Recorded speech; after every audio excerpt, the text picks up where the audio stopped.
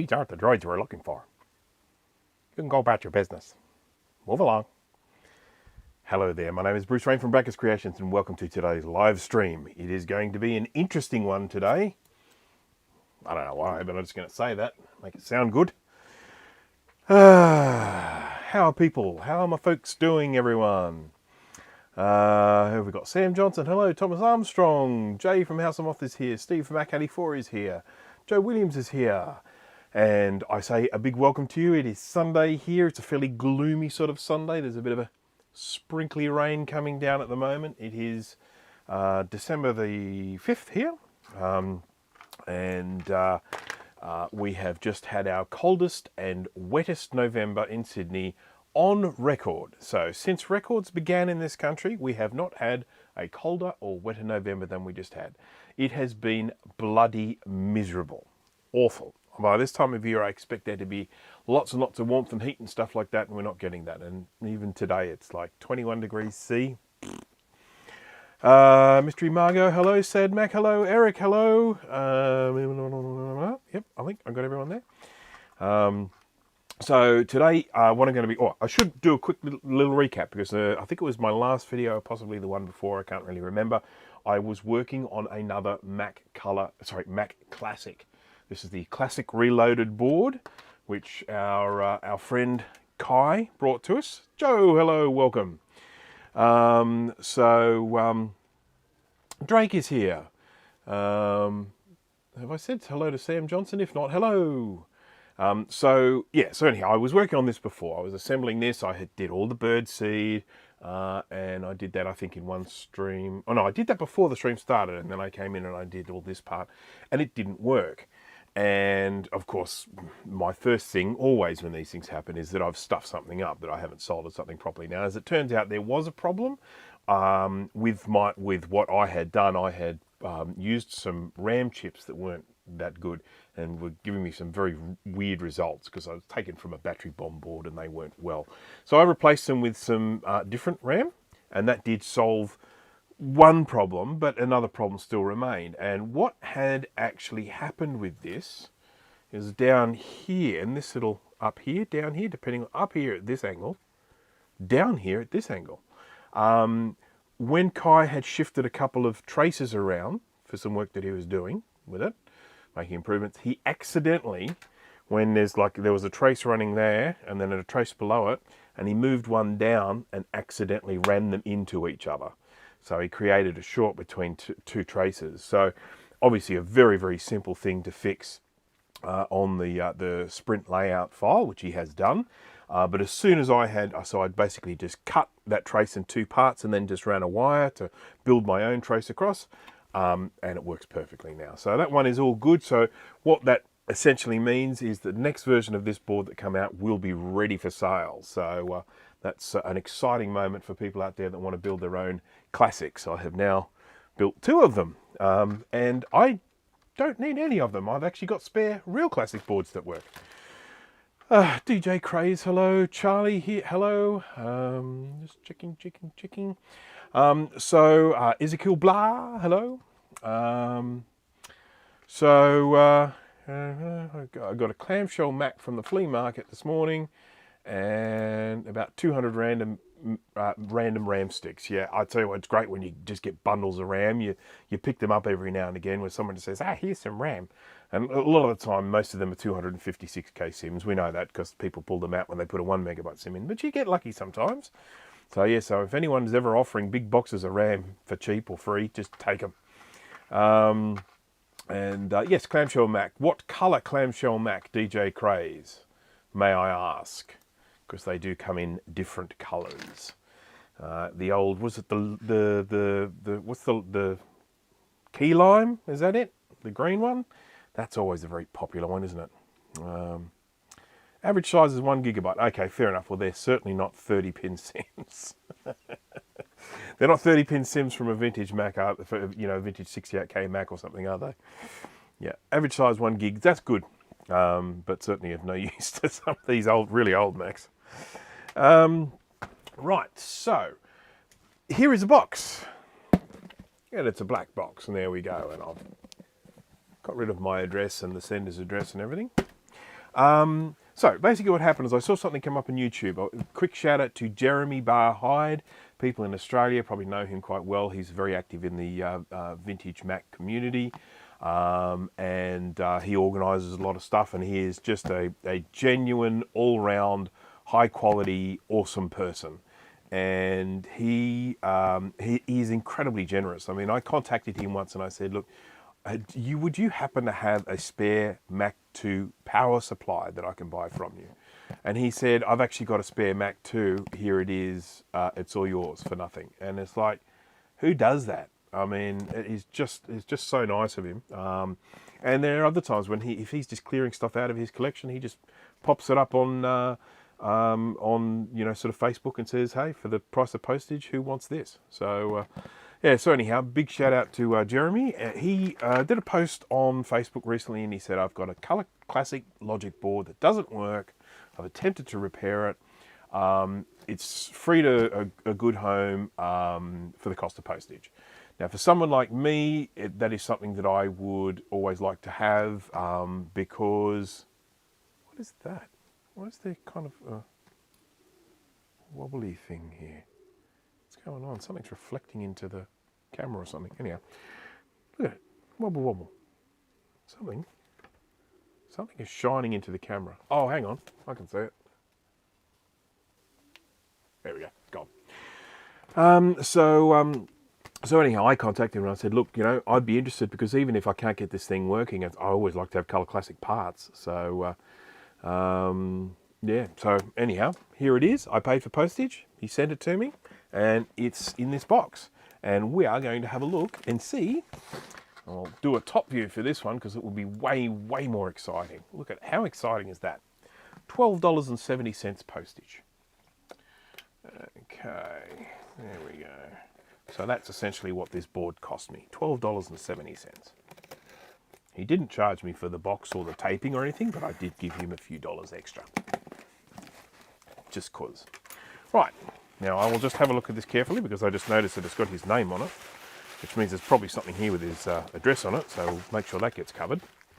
And here is the board in question. Let's just check and make sure there's nothing here. You can see he is an RS Components customer, as am I. Divisions, hello. The decoration, you're referring to the bar behind me here. Yeah, I blame Jay from the House of Moth for that. He has a little open sign on the back of his wall when he does his live streams and that. And it's got the moving LED lights and everything, and I just thought that is awesome. So I was actually going to go. I was looking to get one, and I particularly wanted to have one with kebab, which is a type of food that we eat here. But I couldn't find one that I wanted, so I ended up just getting the one with the bar. I thought it's fairly apt. Let's get the old Ziploc happening here, and catching on that. Look, it's got all of the little earth clippy thingies here. I mean, that's so rare. I don't think even my one has all of them. But anyhow, they were later on. They actually the later boards like the LC575. They're actually soldered on. But these ones here, they're held in just like spring action. Okay, so everything is Jay's fault. Well, I then bought another light for my office for when I do the Maciac live stream, and he's now going to buy another light, and that's fine. But, it goes on. I mean, I'm going to copy him again because in Jay's live streams now, if you watch them, and if you haven't been watching them, you should, because they frequently degenerate into the most ridiculous sort of just chat session. The last live stream of Jay's that we had, we ended up talking about movies, I think, or something, or games, computer games, anyhow. But anyhow, I was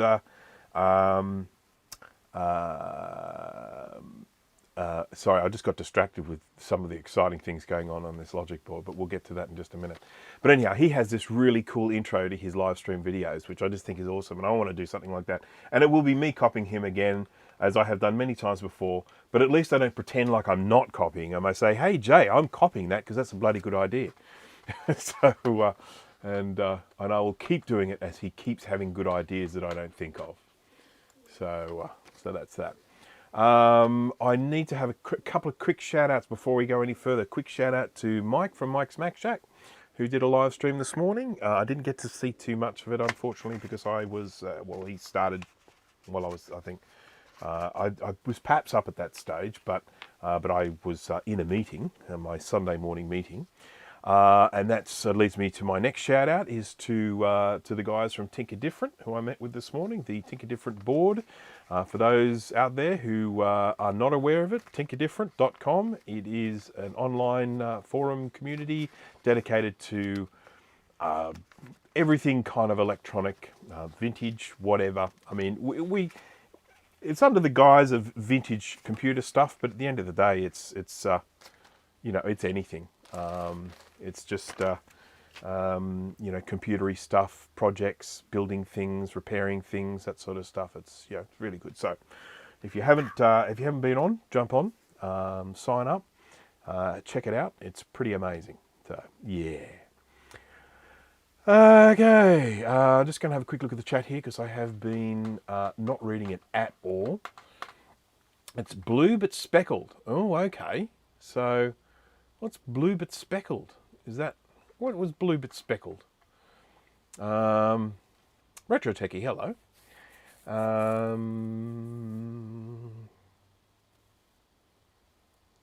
Okay, we need Steve from Mac84 in here. He's the one that knows all the colours of clamshells. He is the clamshell expert from way back.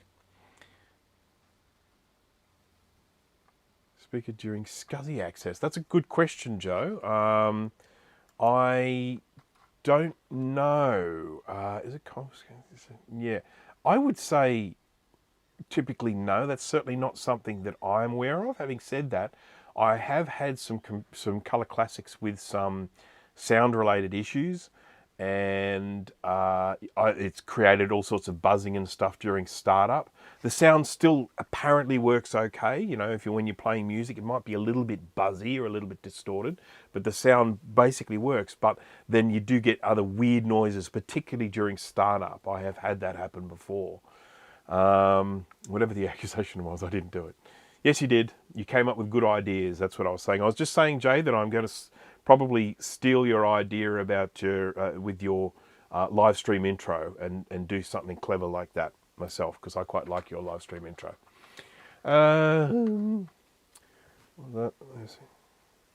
Okay, so blueberry or indigo? Okay, fair enough.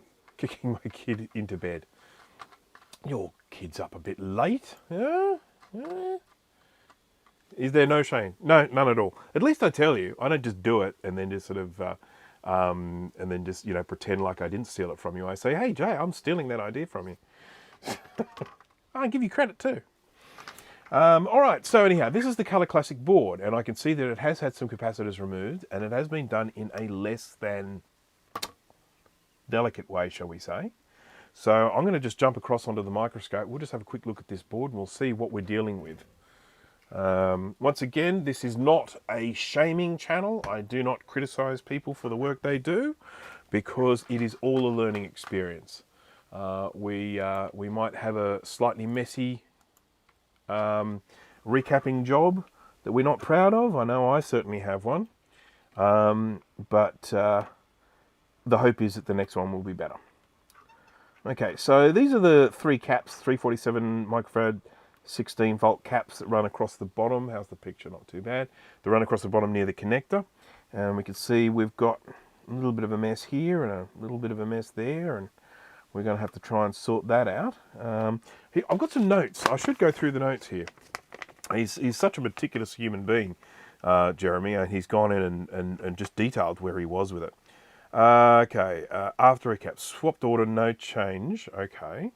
He wasn't sure about the ROMs because I think there's nothing printed on them, so he wasn't sure if he had the right ones in the right place. So we may have some issues with the ROMs. Replace ROMs from known good. Chime. Okay, so the ROMs were a bit bad, but stuck on grey screen, pressing ADB power key strikes triggers a sad Mac error tone. So original set, put back in original order. Okay. So, but they might still be shot. Let me just have a look. Yeah. So with these ROMs, if I just jump across here to the top view, you'll see that they are this sort of ROM where they're like programmed. This white sticker is actually covering the little window where you can erase these ROMs with UV light. So the sticker is to stop that. But the problem we have is we don't actually, they normally have a little high and low thing written on them, but I can always try it with other ROMs if we start to suspect that ROMs are the problem. Sam, hello. Hello from Emily and Sam from Birmingham, Alabama, USA. Hello to you from Sydney, Australia. Okay, so, all right, okay, so we know we've got some issues there, but we know we did get a chime at some stage with different RAMs in. So traces, well, I think we can probably, I don't think I really need notes for that. I can pretty much see what's going on with the traces. So we're going to have to do a little bit of work to get that happening. And I will start by removing what is on here, because I don't particularly like what is on here. Okay.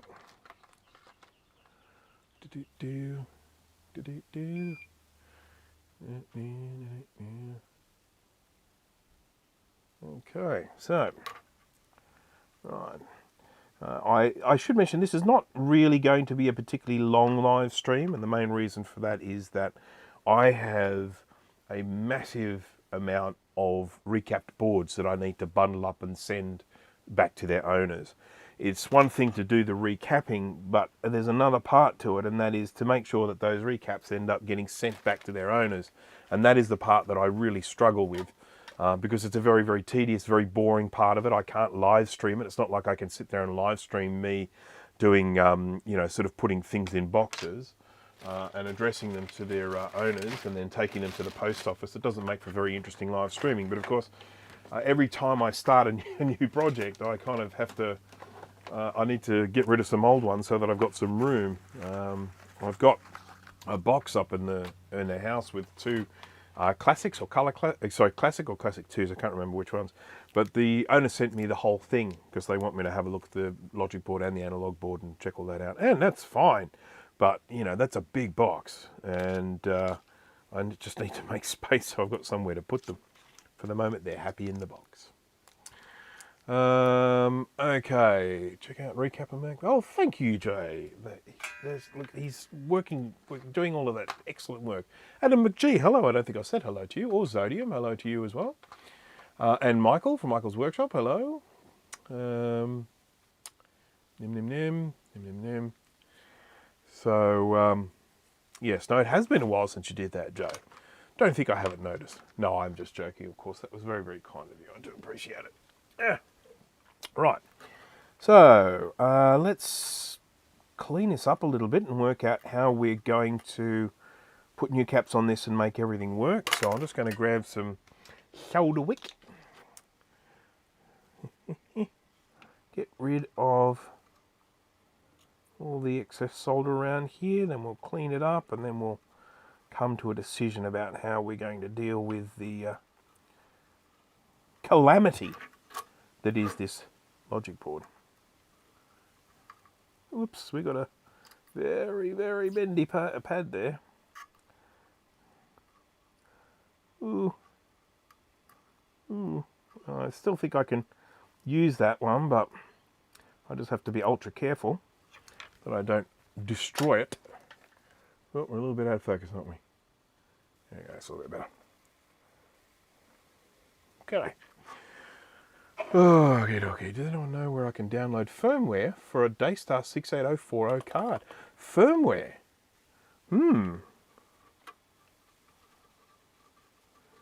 That's a big no from me. I don't.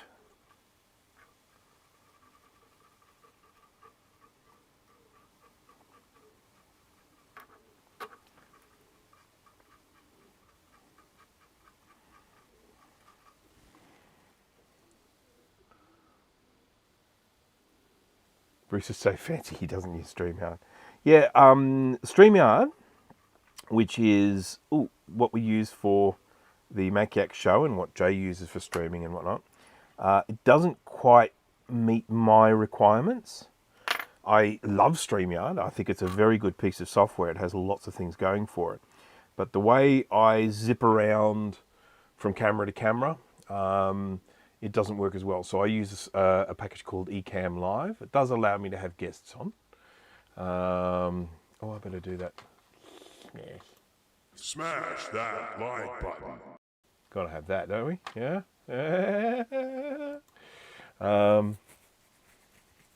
Archive.org DASO website. That's very sound advice. Obviously, the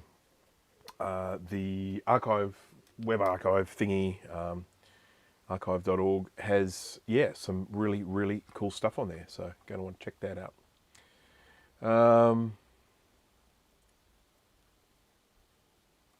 Yeah, I mean, if you can send me that video of the cat falling, I can probably add it to this. So, if you want to send that video to me, even just like in our private chat or something, I can probably make it part of this live stream. Okay. Right. Now, I've got a job here to do with this this repair. This needs to do two things. It needs to restore some continuity here, which we have lost. Blah, blah, blah. But what it also has to do is it also has to hold my cap in place. So I'm going to choose a piece of wire that's reasonably strong. I'll grab it in just a moment.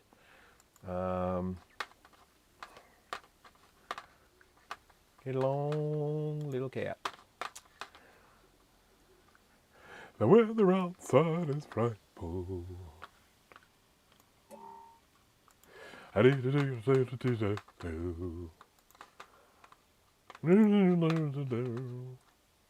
Right, okay, what do I need to do? I need to go in. I might end up losing some sound here for a minute, so just give me a moment. I'm going to do that, and I'm going to call this one cat. And on this one, I'm going to go to video file, choose file, and it will be cat down. Okay, there we go. Okay, so keep me in the little corner here because, actually I'm probably better in that corner. There we go. So now I can play that anytime I want. I can go, there's me, and then, oh. That is very cute. That's courtesy of Mike, that shot. That is, I think is it Prada falling off the table, I think, from memory. Right, let me just, what do I want to do with this? I'm going to, I have an option here. At the end of the video, go to next scene. So if I put this one there. All right, so now if I play it, I go, no, hang on, cat. And it takes you back to the microscope. There we go. Right, okay. Everyone has a guitar show and use it because it lets him flick between cameras really easy. Yeah, so that's the main reason why I use Ecamm is when I have my multiple cameras, like I have this camera pointing at me, I have the camera pointing from the top, and I have my microscope camera, and I can just flick between them really easily. Some other really cool things with it as well, when I put in videos, I can set it up so that it'll do a particular action after a video is played, like I just did then. I can make it so that playing a video causes the end of the stream, whatever, that sort of stuff. Oh, Kate, hello, thank you for joining. Hello to Macintosh Librarian. And so yeah, I used to use what's it called, OBS, Open Broadcaster, but the problem with it is that Open Broadcaster on the Mac doesn't have any way of doing this or this. So yeah, I like the idea of being able to put comments up. In particular, if they're comments that I start to talk about. If someone asks me a question that I like, I want to go into some sort of in-depth answer, I like the ability to have that up on the screen while I'm talking about it. So Yeah, so that's why I use it. What I don't like about Ecamm Live, it doesn't give you the opportunity to distort things. So if I'm in a situation where I'm using a scaler and I want to show a vintage computer's screen, it tends to stretch those out to a 16 by 9 format, and I would like to squeeze it back into a 4 by 3. I can't do that with this. I can do that with OBS. This one has very limited audio control as well. There's no compressor, there's no limiter. These are things that I like to be able to have in audio, and OBS has all those things. But it's, you know, it is what it is. It's pretty useful. I do like it, and it is way more sort of stable than the old OBS was on the Mac. The OBS, it was just really clunky. It sort of felt kind of unfinished, and weird things would happen with it. But with Ecamm, it's a really slick, polished piece of software. So yeah. Anywho, you have seen OBS streamers put chat comments on screen. Yes, it can be done. I have seen it being done, but to my knowledge, those plugins that are available for doing it are only available on the Windows and not on the Macs. So that's the problem we have there. Right, so we have got a situation here where we need to sort out what's going on here. I need to, see that? That feels like it's lifting away from this there. So that's a little copper tube that's running between layers there, and this bit of copper on the top feels like it's lifted away. So we've now got a situation where we've lost contact between there. So I'm going to have to come up with some sort of tricky little repair for that, and I'm guessing that this hole probably doesn't go through all the way. So if I try and shove a wire through it, it's going to stop. Let's just see. We'll have a look on the other side. I did not think this one would be quite so interesting. This one's a real, you know, a doozy. Yeah, we've got little bits of was it UV mask are actually blocking these holes on the other side. So I'm going to have to poke through. And I don't know if I have anything small enough to poke through. I used to have, but I broke my tool just recently. I make little tools for that. So now I have to find out which hole that is. So we've got two directly under each other. So I go, I just have to try and remember this pattern and then try and recognize it on the other side in reverse. So how will I go with that now? Did I memorize it enough? I think it's that one. I think. Dark Ally Recordings. Hello, everyone. Hello to you. What are we working on? We are working on a Color Classic. I should actually put that up. Sure. Well, actually, it's in the description of the video, but I should probably have that up on the screen as well. So I think this is the one. Can I? God, that is stuck on there. I'm going to try and whack this through without destroying anything, so bear with me just a sec. I have a wee hammer here, a wee little hammer for hammering. So yeah, this is a Color Classic that a friend of mine, he got hold of, and he had a go at trying to repair it, and he gave up, and so he just offered it to anyone for just the cost of postage. And I said, yep, I'll grab it. Yeah, it went through. So let's see if I got that going through. That's it there. I definitely, oh geez, I still don't think it's all the way through. I'll have to try. I think it just goes to ground, I suspect, because we can see it. It either goes to a voltage rail or to ground, because it doesn't go to anything on this side of the board. So typically when that happens, you're usually just going to ground, or it's probably ground. We'll just have a little check here. We'll do a quick little beepity beep. Yeah.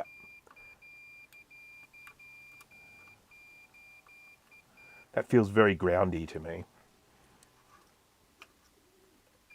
Yeah, it's ground. So that in itself kind of simplifies things, because I can just find another ground here and potentially run it to that, which shouldn't be too hard. Probably be easier than trying to run a wire through that hole. Well, we can try that.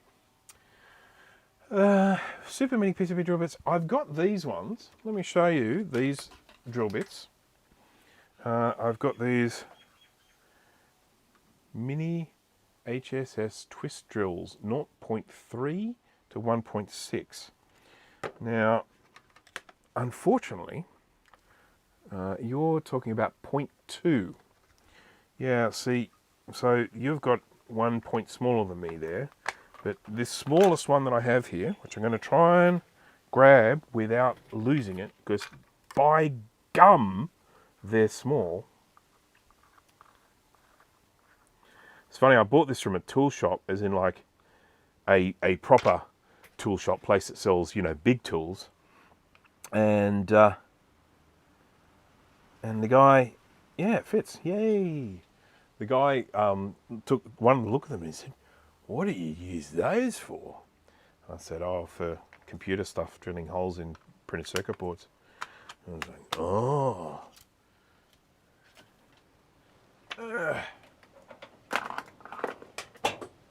I should have answered it with, "What do you sell these for?"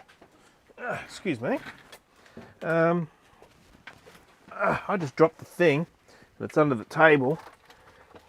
And I now have to go under the table to grab the thing I dropped. There it is.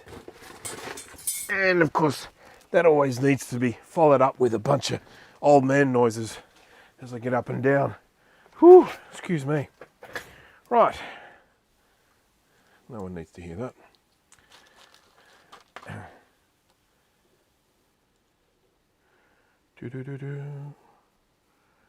Right, I put up my Christmas lights last night. How about that? Outdoor Christmas lights. I have never done that before. This is the first time I have ever done Christmas lights.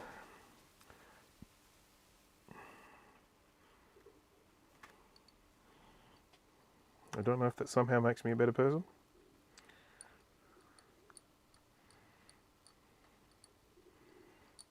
I am drilling very, very carefully here. Yes, I did hear back from the guy about the RTX 3090 repair, and it was a kind of a weird sort of response, because I said, "Look, you know, how's it going? I'm really keen to know." And he said, "Well,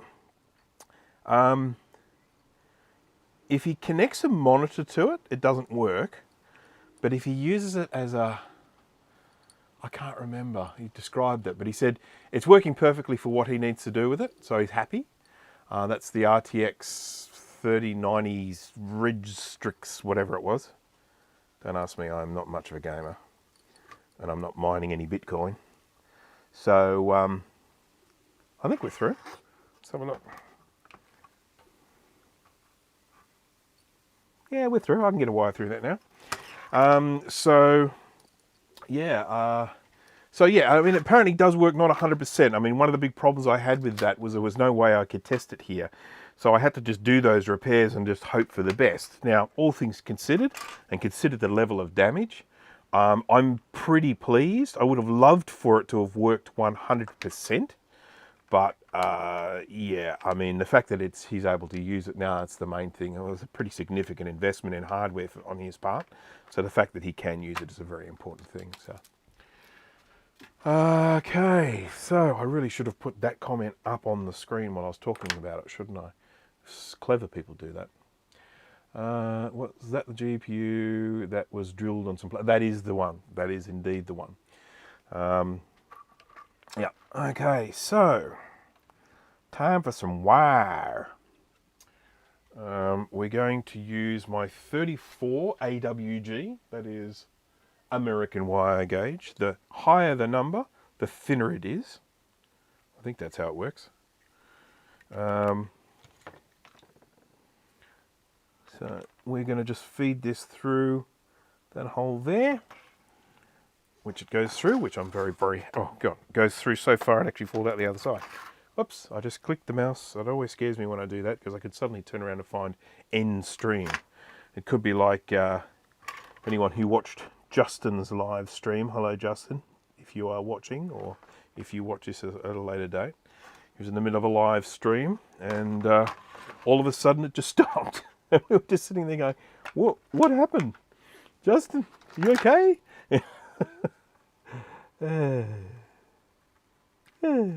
Okay. So this one's really turning out to be quite an interesting one. I mean, in terms of repair, a big thank you to Jeremy for giving me something interesting to work on. This is my second last tube of flux that I'm using at the moment. I shall have to order some more soon. I do go through this stuff at a rate of knots. Nice little nautical reference there for anyone. There we go. Okay. So this is enamelled wire that I use. It has like a coating on it so that I can use it. It is insulated should I need to run it past other metal bits. Oh, come on. Don't do this to me. You're vexing me.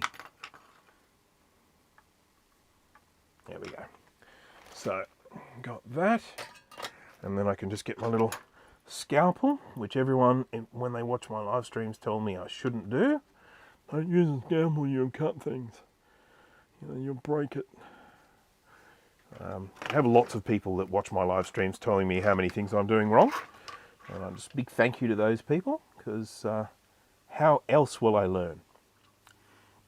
Right, so what we need is this wire kind of needs to do two jobs. It needs to link up to this ground plane here, but it also needs to work as a little pad. So what we might do with this is we will grab some tweezers and we'll do some twiddly work here.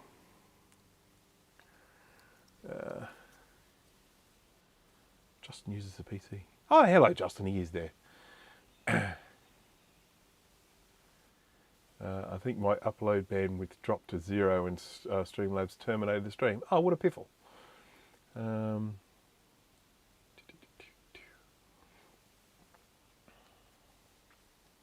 Right, so I'm going to get that up there, and then I'm going to try and sort of create something here that kind of sort of resembles a pad for the component to sit on.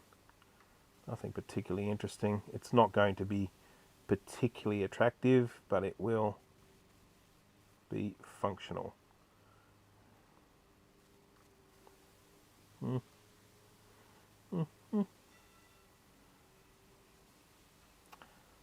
Excuse the silence, but I am concentrating at the moment. Doing this little fine work that's not going quite as well as I would like, but Jay, can you please send me a link to those tweezers that you use and like? Oh God, look at the gunk in these tweezers. Because these ones are getting a little old. I have a tendency when I buy things to buy bunches of them, so in case I lose them on this desk here, which you can see why that would happen. Yeah. Lie flat, you little thing, you. There we go. Imagine watching someone else do this must be so frustrating. I know that when I watch other people doing this sort of stuff, I find it frustrating.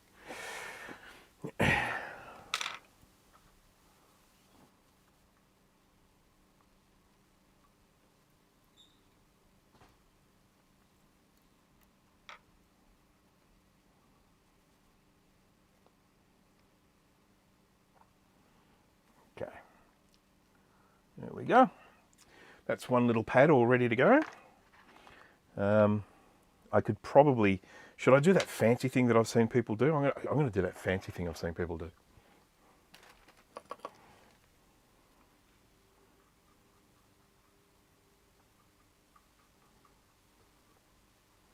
Because you know I'm fancy. You know I'm fancy.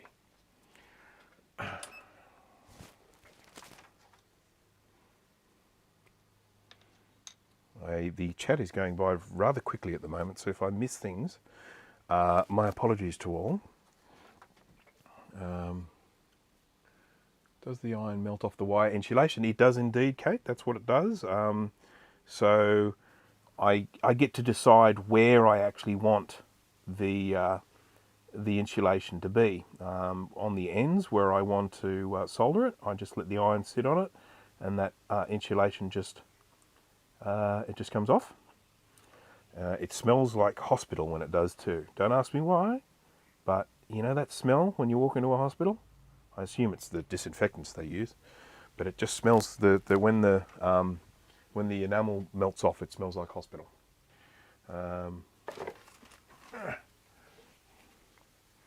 Okay, so we're now going to get our laser beam. Pew, pew, pew. And we are going to laser. Come on. Stop being tangled. That's enough of that. Thank you. Right, this is my UV laser, and I'm going to just sort of melt that. And then I'll scrape a little bit of it off so that we expose the wire that I can then solder onto. It may or may not work. What have we got? Amazon Prime. Oh yeah, they're the tweezers. Excellent. Thank you, thank you, thank you. I need to pay attention so that I'm actually shining this onto the mask. So I'm using this stuff that I painted on, which is UV solder mask. It is basically the same as this green stuff you see here, and it is UV cured. So you paint it on, hit it with a UV light. I'm using a UV laser beam. Pew, pew.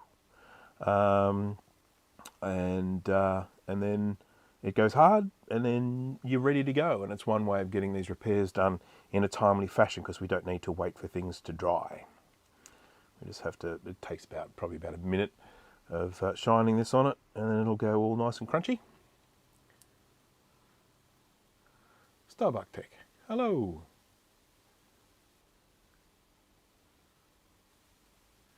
Burn enough of it, you go to a real hospital. Yes, thank you for reminding me that I don't have my fume extractor on. I forget all the time to put this thing on. I mean, I mainly remember just when I start soldering and the smoke starts going right up into my face. I'm like, ugh. Ugh.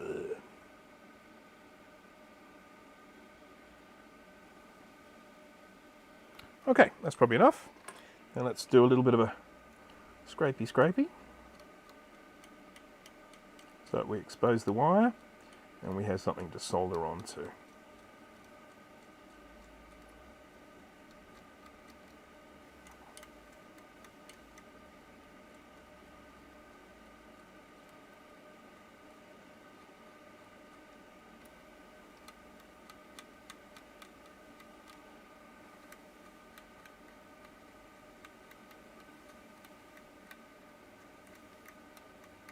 There we go.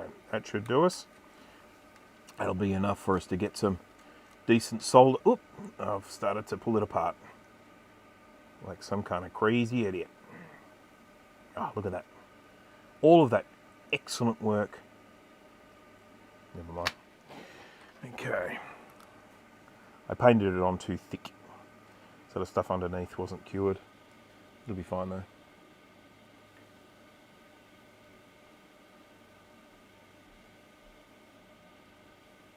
Your fume extractor sucks. Whoa! We can always count on Michael for the dad jokes, I'm telling you.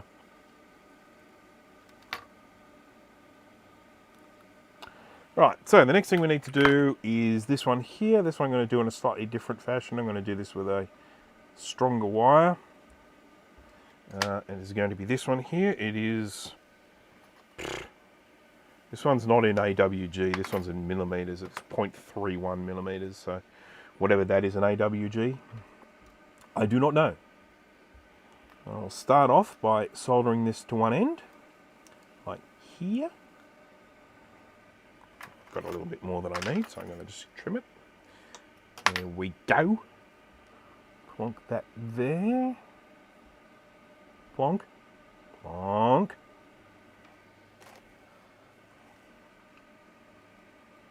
There we go, get some flux on there. Get a nice big glob of solder on the end of my iron, and then some tweezers to hold it in place, and then we will try and get this soldered onto there. This takes a lot more melting because it's thicker, but it is now melted, so that's good. Once we've got it held on in one position, it's then a lot easier to work with. So once again, we'll start with a double tweezer action, and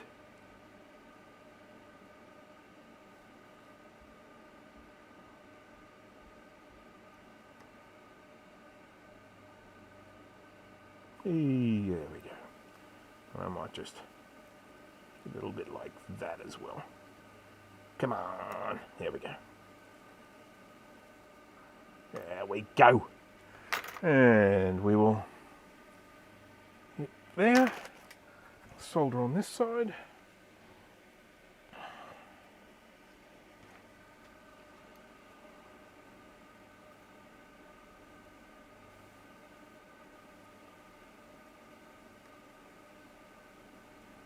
Is that hospital smell?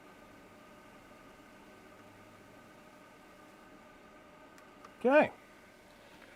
Oh, I just did that whole bit without you being able to see it. What an idiot.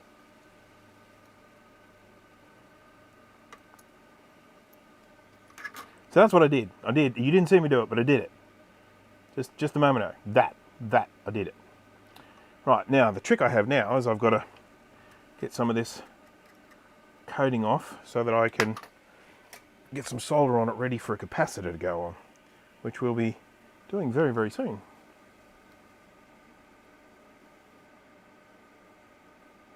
There we go.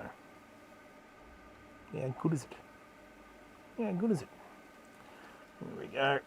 And then we'll do this one. This one's not as pretty as I would have liked it to have been, but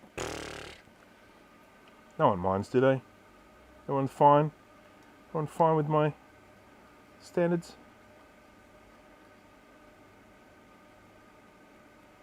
There we go. So, right. Okay.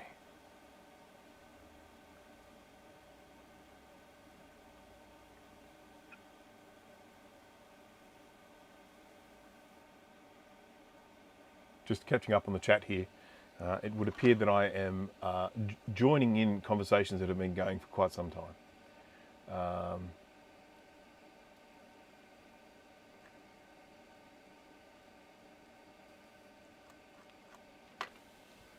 So I will not try and comment on them because I have missed out on all the beginning of them. Right, so I'm going to grab myself some tantalum capacitors. So, Bruce, why do you use tantalum capacitors? 'Cause. That's why. Right. So, this one, we should be pretty much ready to go now. Going to need a whole bunch of flux because it just makes life easier. And then we've got to make sure we get the polarity around the right way, like that. And then hopefully I can get this secure onto those wires and it's not going to go anywhere.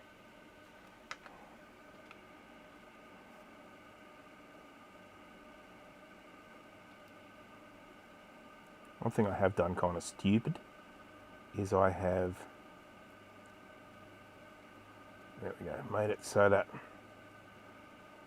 there we go, okay, so that's held in on that side. You can see there's a bit of a wiggle there, but it's pretty good.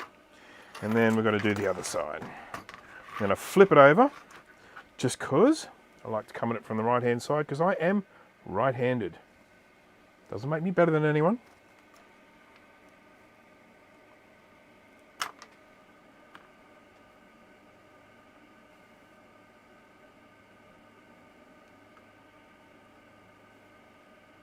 Okay. Very liberal with the solder there. Oh, God, I did it again. Didn't see any of that. I was very liberal with the solder here to make sure that it really sucked up into there and it was well saturated with solder. So we need to just do a quick little continuity test here and make sure that that left-hand side is going to ground. So plenty easy to find a ground on these. It's these little guys here, these little clipperoony things. So I'll put one of my little probe points on that, and then I'll put the other side on this, and we got a beep. You may not be able to hear it, but we've got a beep. And this side here, we're all, yep, looking good. So that's the first one. That was probably one of the worst, but mind you, there's some sneak peek. Ah! Sneak peek. Ah! Okay, so let's put some on here. while I've got this this section.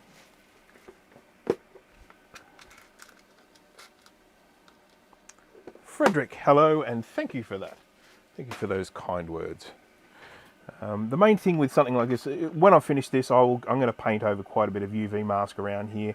I want to make sure that that's, you know, it's all solid, not going anywhere.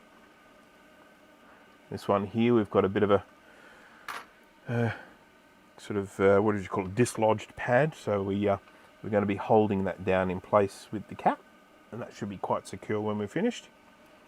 Again.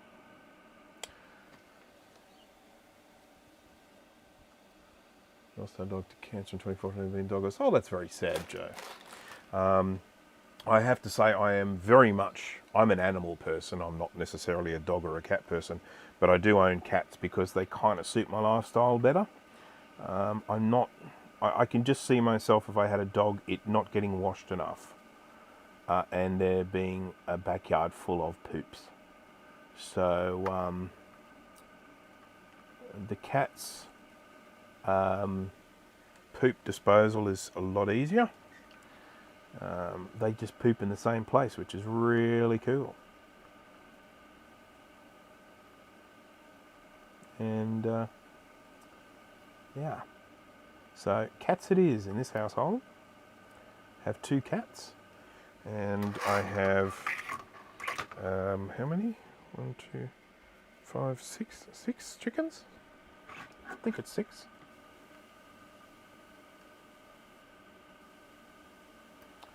Right, one more little blob of solder here and we'll have done these 3. And we're well on our way to having a recapped classic board that probably won't work. Pouring rain outside. I'd rather scoop a litter box than walk around soaked, picking up warm. Yes, I'm with you there. I definitely agree with you there, Jay. It's sort of that's my general feeling of things as well. With a little what do you call it? It's an inductor, isn't it? He's gone for a little walk, so I think we might just use some hot air to shift him back into place.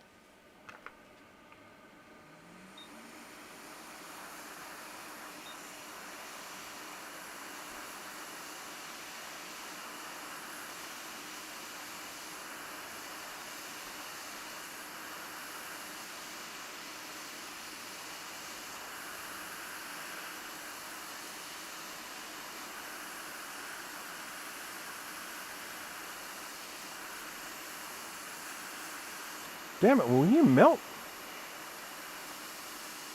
Thank you.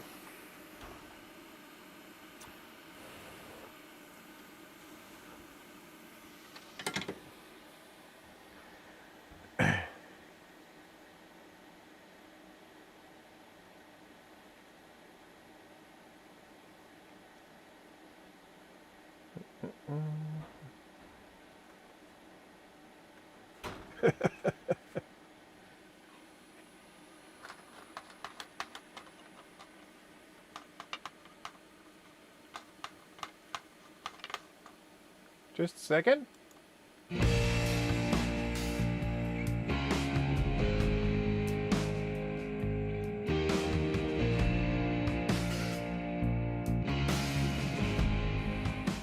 Back. Okay, so these ones look pretty good. Don't think there's going to be much I have to worry about with those. These 2 are the, I think they're 100 microfarad 6.3 volt, but I will check. There is a recapping guide. Oh! This is one of the ones that doesn't have the diode here. Some of them have the diode, some of them don't.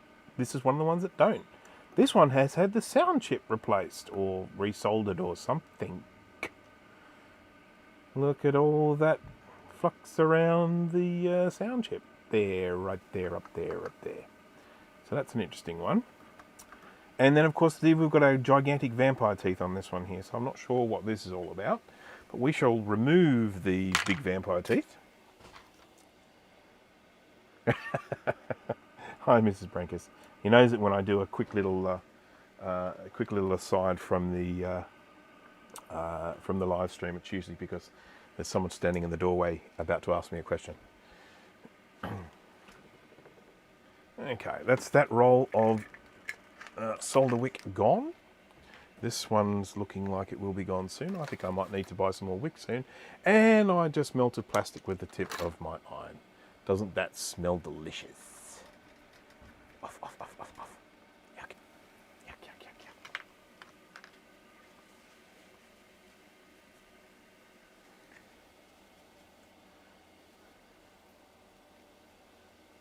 yuck.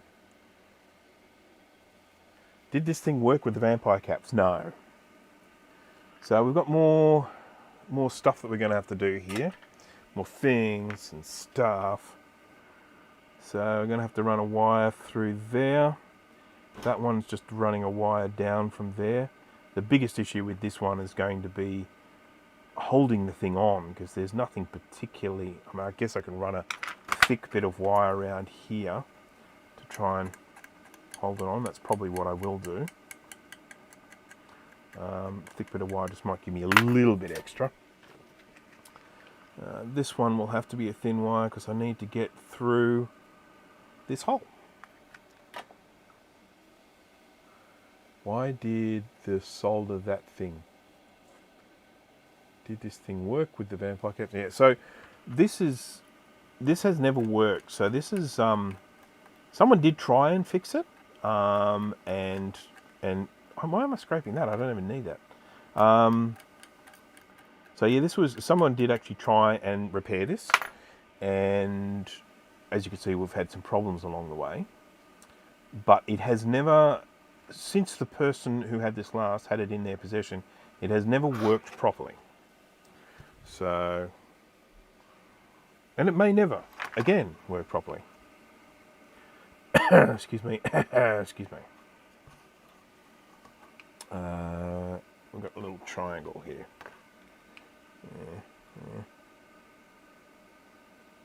No, I've lost my triangle. Where is it? What is wrong with me? What?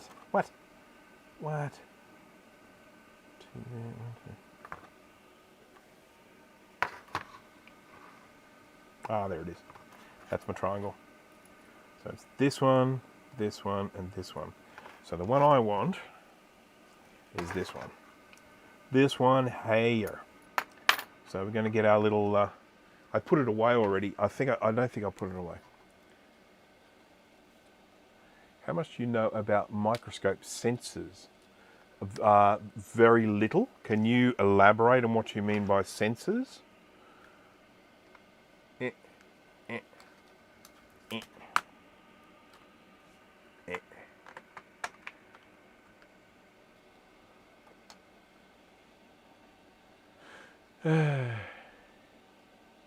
Extra kinetic energy. I've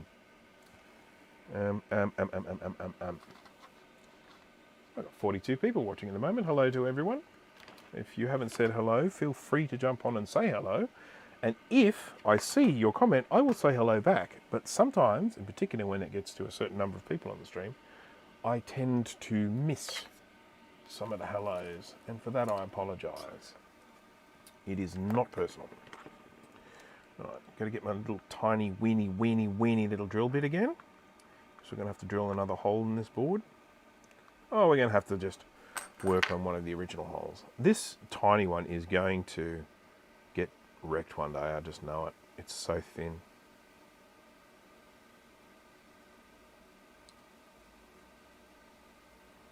Right, okay, how am I going to do this?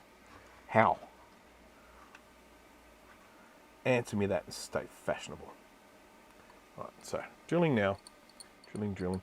Hello from the UK. Hello to you, Jessica. What time is it over there at the moment? Let me see. It would be... let me guess. It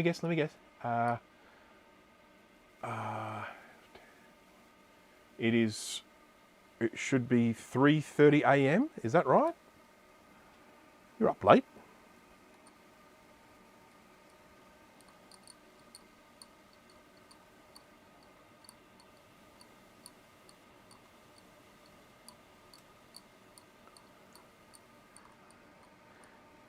What better to do at 3:30 a.m. than sit and watch someone drilling a hole in a Color Classic logic board. There's my hole. It's slow going, I have to tell you. But I don't want to force it because I am terrified of breaking the drill bit in the hole. And if that happens, I will be in a world of hurt. Like from the Predator movies. Lose out here and you're a world of hurt.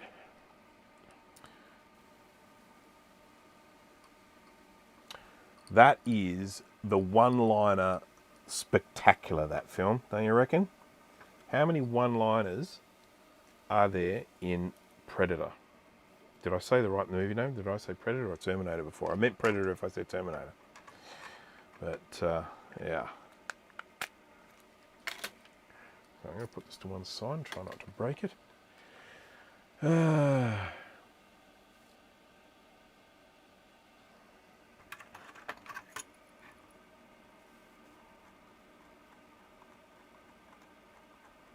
Okay, we've got a little hole there. Now it's time to run a little bit of wire in it.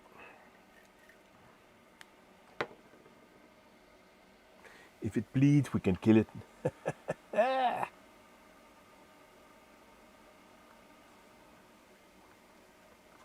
You're bleeding, man. I ain't got time to bleed. Oh, okay.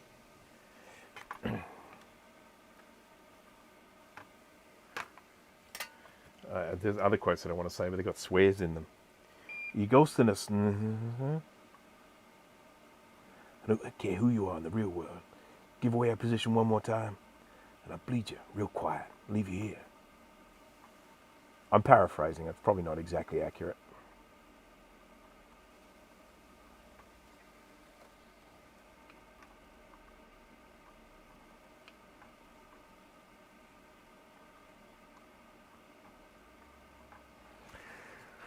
Okay. Yeah, it's a bit like that everywhere, Jessica. Okay. Right, so let's see if we can do another little neat and tidy little twirly-whirly thing here. I'm going to try it a different way this time.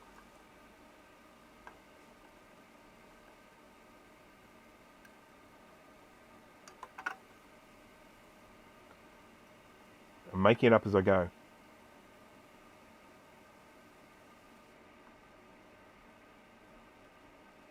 No, I don't like it. I need my other tweezers. Where's my other tweezers? I need some other pointy implement. Maybe my scalpel here.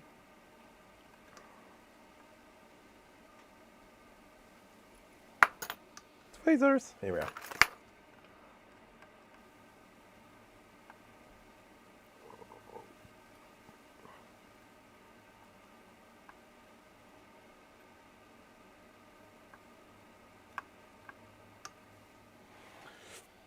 Okay.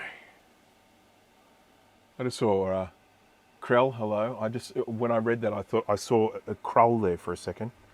One of the finest science fiction films of the 1980s. But yeah, dug in like an Alabama tick.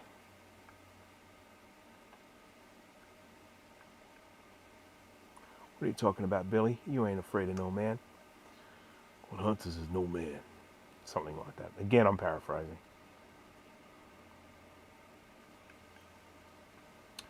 And I'm sure everyone has heard this before, that Jean-Claude Van Damme was originally going to be the monster. And he is actually in a scene moving around in the suit, apparently. And then they... was it Kevin Peter Hall? Is that the right name? He was the same guy that was also in the Harry and the Hendersons suit. Well, the Harry suit in the Harry and the Hendersons movie. Very tall gentleman, very tall. And he played the part of the Predator monster. He died, unfortunately, quite young.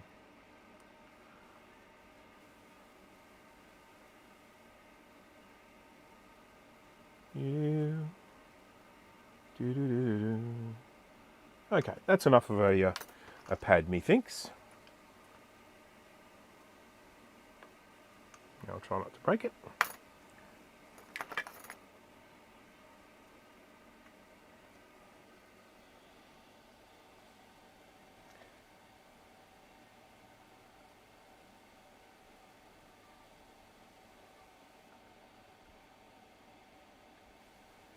I do have a 0.05. The main trick that I have here at the moment is that I'm actually trying to drill into existing vias, because these stupid boards have UV mask filling the holes, and so you have to drill through that mask in order to run a wire through the via. So I'm not actually trying to kind of create a new hole, I'm just trying to make my way through an existing hole. Alright, so we're going to try our little thing again here with the stuff, the UV mask, or should I just not worry about it and mask it later on? I'm tending to lean towards the latter, because I'm about to stick. I put flux all over it. There we go. Decision is made. Can't go back from that.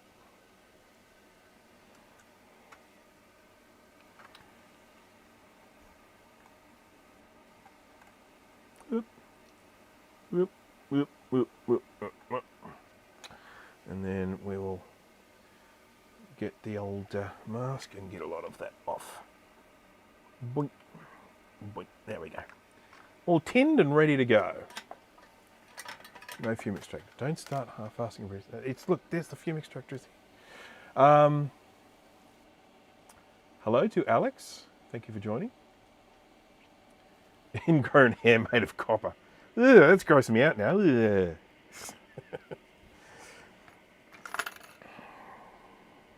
Okay, let's get a little bit of... This is the thicker wire that I'm going to use, and I'm going to be using this as sort of more of a structural thing. So I'm going to put that there, let's put it that way. And then create a little, probably a little bend in that, so that I can, and then use that as a pad. It's not going to be as strong as it would be under normal circumstances, but it will be strong enough. And then once I put some UV mask down, it will hold it in. I mean, you know, the whole thing here is just making sure this lasts. Bad angle, bad angle, bad angle.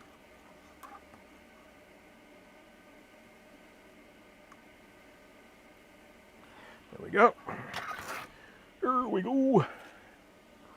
And then I'll probably just do like this.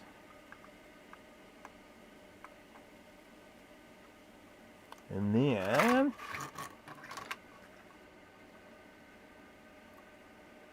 these.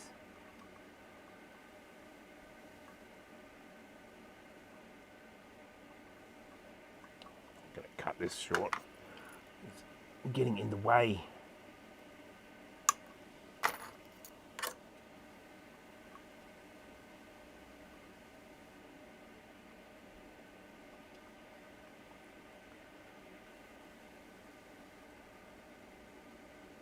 There we go. That is what we're going to solder onto. Isn't it beautiful?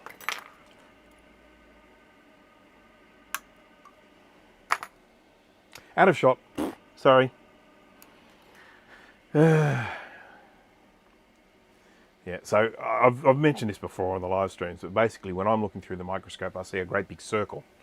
And what is captured on the camera is a rectangle inside that circle. And so oftentimes I'm just working away here and then I'm like, oh, you didn't get to see any of that, did you? Sorry.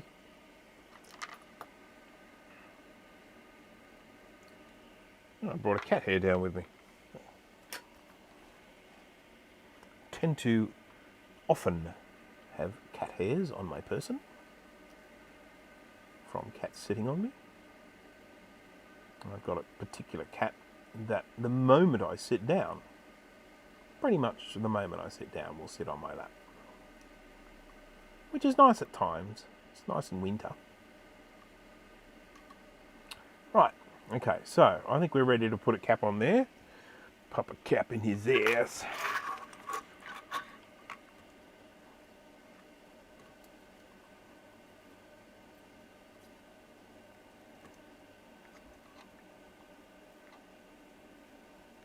There we go.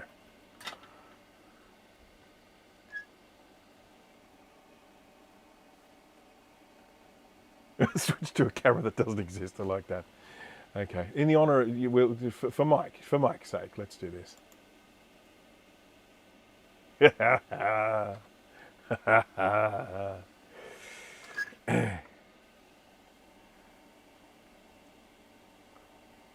You can't see what I'm doing.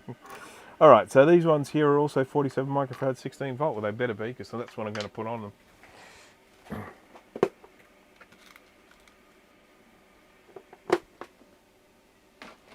There is, of course, a recapping guide for the Colour Classic on my website, recapamac.com.au. Pretty sure com works as well, but it'll just divert you straight to the com.au. Because the hosting software I use isn't particularly good at creating SSL certificates for aliases.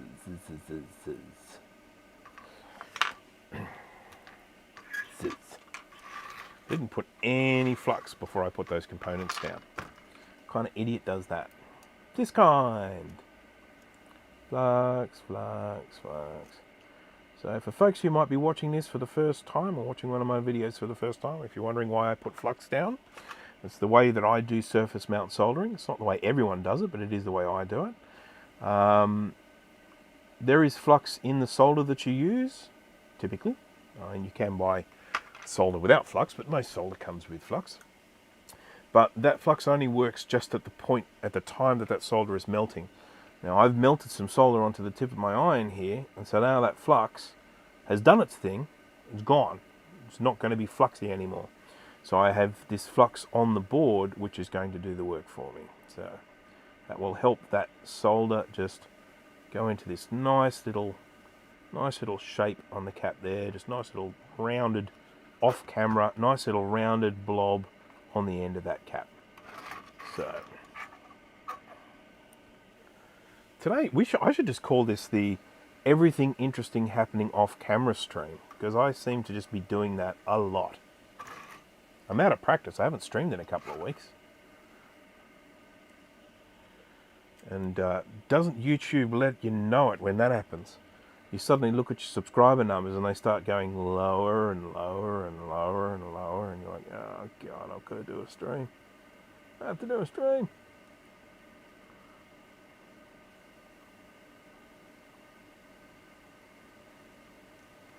Okay, that's on. And then this side, our beautiful little repairy pad there. Again, I want a fairly liberal amount of solder there, because the solder is going to be what ties it all together, like the rug in Lebowski's living room ties the room together.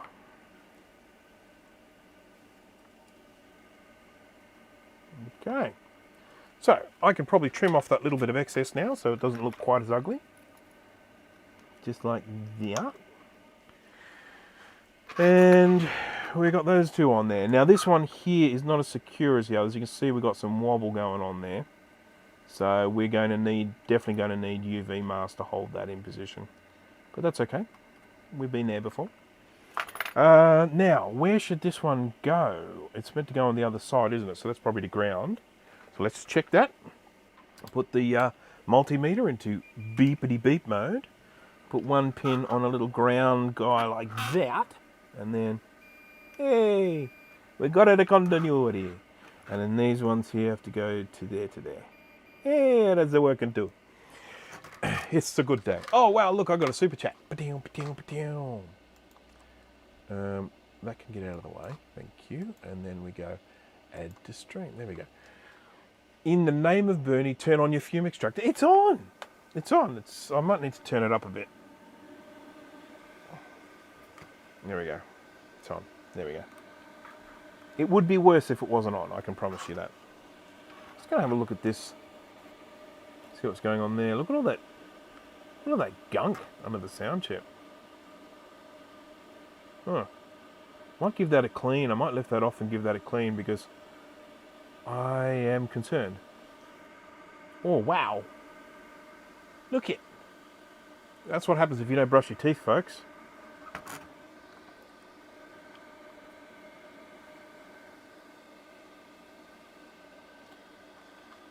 A little bit of calcium build up there. Okay, we've got another little... Oh no, that's just one of my wires. Can't blame for that. This is a little 1 microfarad 50, I think. I really should pull out my recapping guide at some stage just to make sure I don't make an absolute fool out of myself. I have recapped a lot of these, but I do also have a brain like a sieve. So I do forget these things. Oh, there it was. It was right there. No, that wasn't. It's an LC3. That's an LC630. So that's a classic analog board. Here we go. Here's a colour classic. Oh, okay. So I'm just talking gibberish. So it's a 10 volt, 10 microfarad, 16 volt is that little one. So, yeah. Just goes to prove I have no idea what I'm talking about. Let's get one of these little guys. I used to use a slightly larger cap on these, but I've just found it a lot easier now to use a slightly smaller footprint. Just a lot easier to solder on. Solder on with control, solder on. Now, hang on. I shouldn't make references to ads that may not be played in other parts of the world, should I?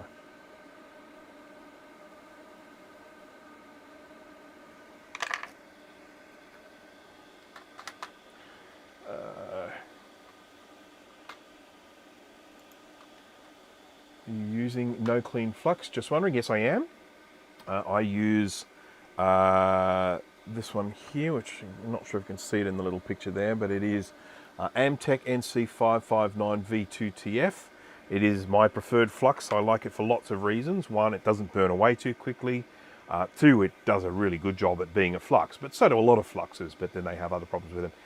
It doesn't leave really dark, yucky gunk behind after it's been used. There are some that I've had which flux really well, but then when we use them, they get really dark and awful on the board, and they're a lot harder to clean off. But yes, it is a no clean flux, but of course, these boards, and particularly with them being vintage boards, a lot of these are quite old, they have a lot of gunk on them. They will all go into an ultrasonic cleaner at the end of the work, and come out looking spotless. And ready to live another day. There we go. Off camera again. Because I should mention that this is a flux that it's not like I just discovered this on my own. This is a flux that I learned about from Lewis Rossman's live streams. Same with the microscope. I have a microscope that that he uses, and I think I even use this. Actually, there are a lot of things that I use that I got recommendations from Rossman. If I was to do it all again, I would probably buy some slightly different things. But on the whole, most of the gear that I use, not all, but most of the gear that I use is through watching Rossman's videos, which I used to do quite a lot of. I don't these days, and it's it's partially because he doesn't do as much of the repair streams anymore, and so that's not as interesting. But it's also because, when you're watching someone like that, you learn stuff, and then you get to a point where you kind of don't need to keep learning the same stuff, and so you step away from it and start doing your own thing. I started doing some repairs of MacBook Pros and MacBook Airs, and with lots of teeny weeny little components and teeny weeny little repairs and all that sort of stuff. And then I started doing recapping after that. And of course, when you are working with that really, really fine stuff, to then move across to these older computers that had really big components on them, all of a sudden working on these sorts of things becomes incredibly easy, because you've had all of that time working with teensy weensy stuff. And I just found that there was a real niche with this stuff. There are a lot of people out there, still are a lot of people out there, wanting recaps. The big problem I have at the moment is time. For a while there, my day job was very, very quiet, and so I was just recapping, most days of the week, and doing live streams of them as well, and doing videos and all that. And then my day job got really, really busy, and it's not something I can avoid because it's the main way I make money. This sort of work is not particularly profitable. And so, so I I haven't been spending as much time in this as I would like these days. And it's a bit mean on the people that are sending me these boards, because they're showing incredible patience, saying, oh, when are you going to get to this one? And it's sort of like, well, I have virtually 1 or 2 days a week to work on these, and I hope to get to it in that 1 or 2 days next weekend, but I can't guarantee that I will. And it's not good. It's not a good way of, providing a service. And I'm trying to figure out how to sort that out in the future, how to make it so that I, well, number one, don't burn out because I'm working 7 days a week. And number two, I still have some content for the live streams, because if people stop sending me stuff to recap, I run out of things to actually put in the videos. So it's a kind of a fine balance at the moment of just trying to figure out how it's all going to work. And of course, the other thing I have to remember is that I do these live streams and I enjoy doing these live streams. It's a lot of fun for me, but these aren't the ones that get all the YouTube views. The ones that get the YouTube views are the ones that are more generic in nature, where I'm going in and explaining particular processes, like some of the things I'm doing in this video, where I'm repairing some traces, or I'm fixing issues with torn pads, or I'm just teaching general concepts of soldering. Those ones get way more views than these more niche, or sort of topics. Okay, now this one here, we've got a little rip in the pad here, and I've just got to have a look at this and have a bit of a think about how I'm going to do this. Now, there are 2 ways that I can do this. Well, there's probably more than 2 actually, but there are 2 that I'm going to talk about here. One way is that I can just mount the cap on here and then run a little wire up the side to there. That's the neatest way of doing it. If it was my board, and it is my board. I forgot about that. Yeah, it is my board. But if I didn't care about how it looked, I could quite literally just run the capacitor in a diagonal line here. Just expose a little bit of this, turn that into a pad, and just run a capacitor diagonally across from there to there. And it would be safe as houses, rock solid, secure. And that's probably what I would recommend for others to do. I'm not going to do it because people give me grief. They'll say, oh, look at that. It's crooked. It's big better from breakers. So I'm going to do something different.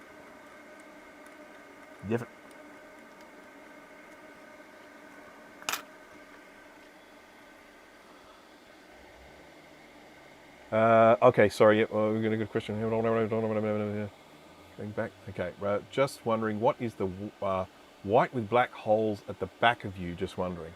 Okay, so I am going to just change views here for a minute, and it is just me. So you're talking about this thing here, the thing that looks like an owl. That's a little beak here, and there's big eyes on the owl. Thing here. So this is a homemade ultrasonic cleaner. I've got a proper one there, one that I bought, made over here. You can't see it, but I am pointing at it. Just trust me, I'm pointing at it. And that one is a 10-litre ultrasonic cleaner, and that's what I do most of the cleaning in. But every now and again, people send me things like,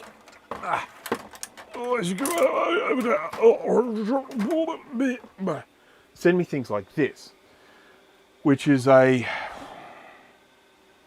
what is this, a Quadra 950? I think it's the Quadra 950 logic board. And these things are just huge. And when I need to ultrasonically clean those, they simply do not fit in my little 10-litre cleaner. And they don't even fit in a 30-litre cleaner. I don't think they even fit in a 50-litre cleaner, because most of those off-the-shelf cleaners, they just get bigger in all 3 directions, width, height, and depth. They just get a little bit bigger in all those directions. But this is a weird shape. So I made this ultrasonic cleaner that's quite shallow. The tub is only about that deep, but it's the full width of this. So this goes in like that. And so, yeah, so this is my homemade ultrasonic cleaner. Inside here as all the wiring that's done with all the level of professionalism you would expect from someone who does really lousy wiring. But there are 8 ultrasonic, what are they called, transducers in there. It gives me, I think it's 400 watts of cleaning power. And it holds around about, I think it's 23 litres or something like that. 23 litres of fluid. And that's what that is. And it is incredibly handy to have because it just allows me to clean these great big boards. So there. And there.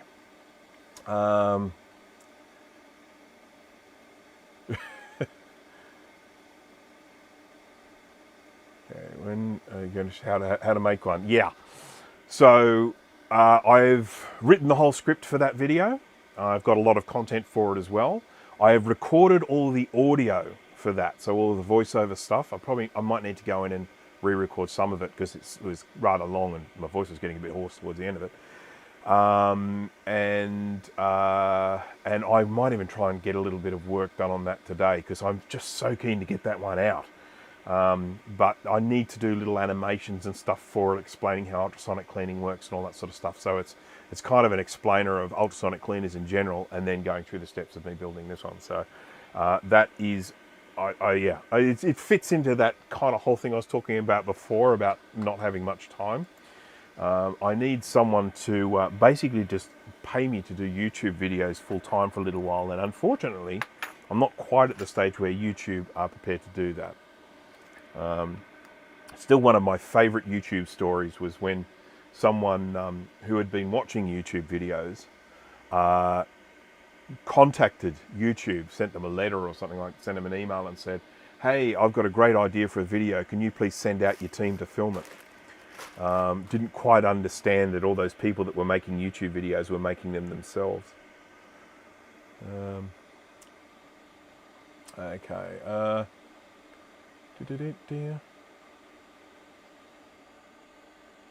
3.1 Mac Pro running Monterey with OpenCore today. How's it go, Max? How's it run? I asked that because I have a 3.1 which I've retired. I'm now using a mini in here. I used to have a 3.1 under the desk, but I'm now using a 20.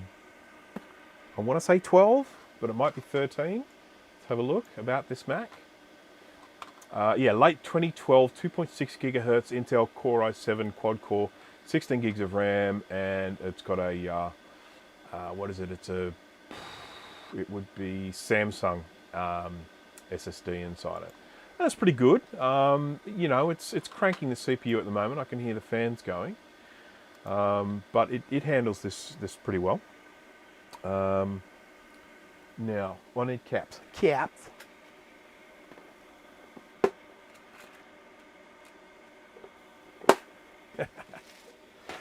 Okay.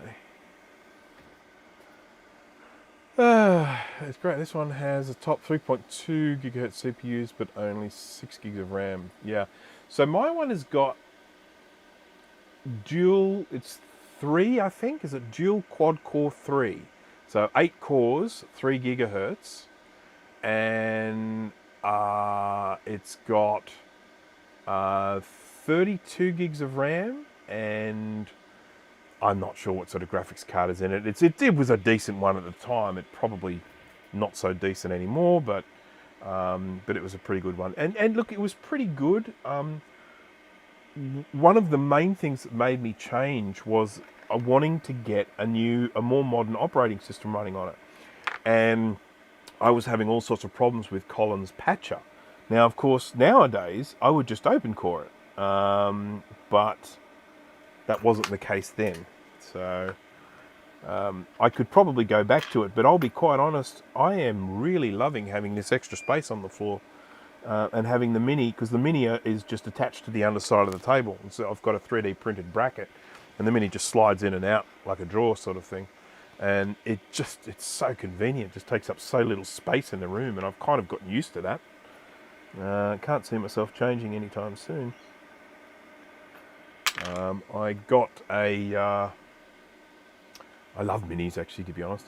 I got a 1 was it 2015 iMac the other day for a very, very good price, which I have given to my mother. I put an SSD in it and have now given it to my mother. That is now her main computer. I got recently two 2013 iMacs. Shout out to Dan from the Canadian Computer Collector, who did he's done a couple of videos, but he did a video last night that he released where he was talking about some of his Macs. And one of the ones he had there was a 2013 iMac with a cracked screen. Now, admittedly, the one I have with the cracked screen is way worse than his cracked screen, because this thing was just, you wouldn't believe how badly it was handled. But they're a really good computer. I'm probably going to move one down here at some stage to do something. Haven't figured out what yet. All right, now we're going to use a little bit of wire to hold the other side of this cap in place.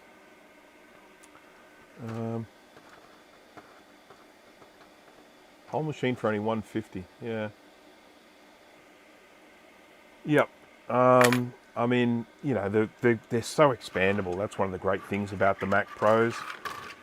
My main computer up in my office is a Mac Pro. It's a 5,1 2012. That's not a flashed one. It's the genuine article. It has 64 gigs of RAM, dual hex core. And it's beaut. I'm not in a position to buy anything new at the moment, so I'm quite happy that I can keep working on that one. And because at the end of the day, I mean, yes, I do go in and use some you know, demanding software at times, like Final Cut Pro and stuff like that. But my main day job is I'm a programmer. I mean, I'm using things like BB Edit, and they're not very taxing. I'm having real trouble getting in a good position with this. I don't want to melt anything. Oh, I'm getting into dangerous melt zone there.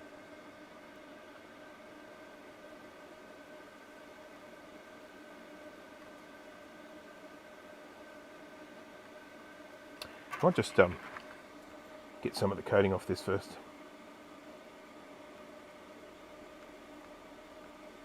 Okay, that'll be easy to work with now.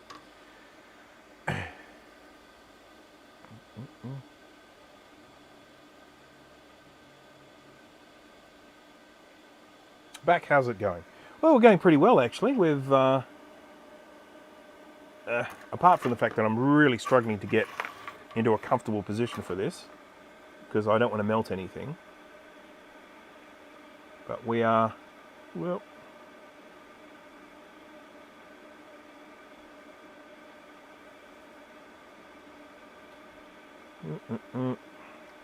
Right, going to need some extra flux here just to neaten this up, but we are nearly done with this, and I think this might even be the last cap, to be honest. We can then test it. There we go. It ain't super pretty, but it is functional. I'm going to put my scalpel. It's the one thing I only have one of down here in the shed. I should get some more, because I've got plenty of blades. All I need is the bloody handle. But there he was.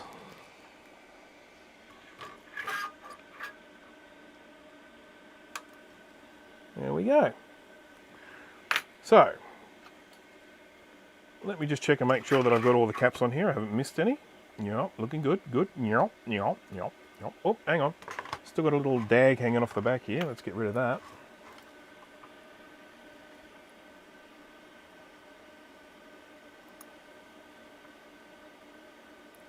Nice. Okay. So, first thing we do. Peg me as an investment banker. Yeah, I program in PHP, which some will argue is not a proper programming language, but I love working in PHP, I have to admit.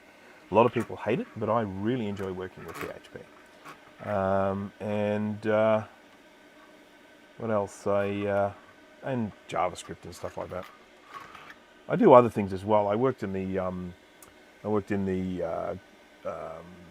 print and design industry for about 15 years, and I also Did quite a lot of multimedia. I did photography. I did videography. I did 3D design and stuff. Not design, 3D illustration, that sort of thing. I used to do work on package labels, product labels, and so I don't know, something like this. That's a bad example because that label is just rubbish. But we would do product labels, and so we used to create 3D models of all of the products, and then wrap the label around them and put them in simulated environments, like on shelves in a hardware store or something like that, so people could see what they were going to look like in situ. So I used to do a lot of that. Yeah, a bit of a jack of all trades. Not particularly good at anything, but I can do lots of things. I like to cook as well. I made some fried chicken for dinner last night. Nice healthy meal. So we're just going to whip off this sound chip because I just want to give a good clean underneath. There is so much crust under here. I wouldn't be surprised if we're perhaps dealing with some shorts. I mean, like shorting, like short to ground shorts, not like as in not clothing. So using my little blades here as heat shields as I hit this with a bit of heat. If there is a problem with this sound chip, I have lots of spares of these, so I'll be fine. There are a few things I have spares of on these boards. I have spare egret chips, or CUDA chips, as they are also sometimes known, and I have spare sound chips. Good things to have as spare. And to some extent, this whole board is a spare. I don't have a case for this board, so I will potentially repair this and either offer it to someone else or keep it as a spare. We'll see.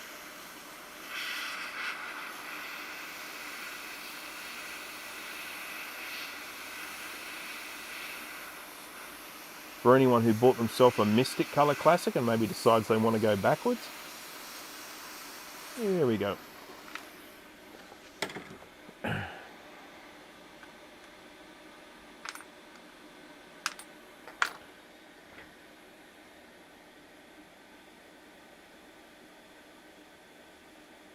Got a 3D printer finally, yay! Yep, so which 3D printer did you get? We all want to know that, Thomas.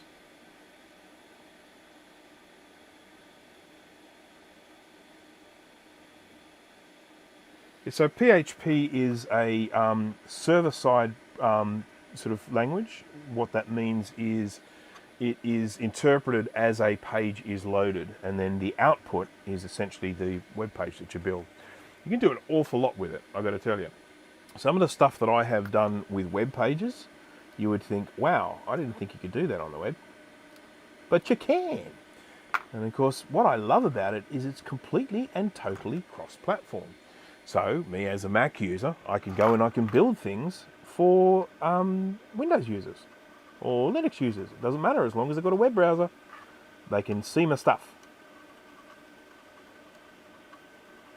So we can be Mac users and Windows users can still have their stuff as well. I've given myself quite a blog here, haven't I? There we go.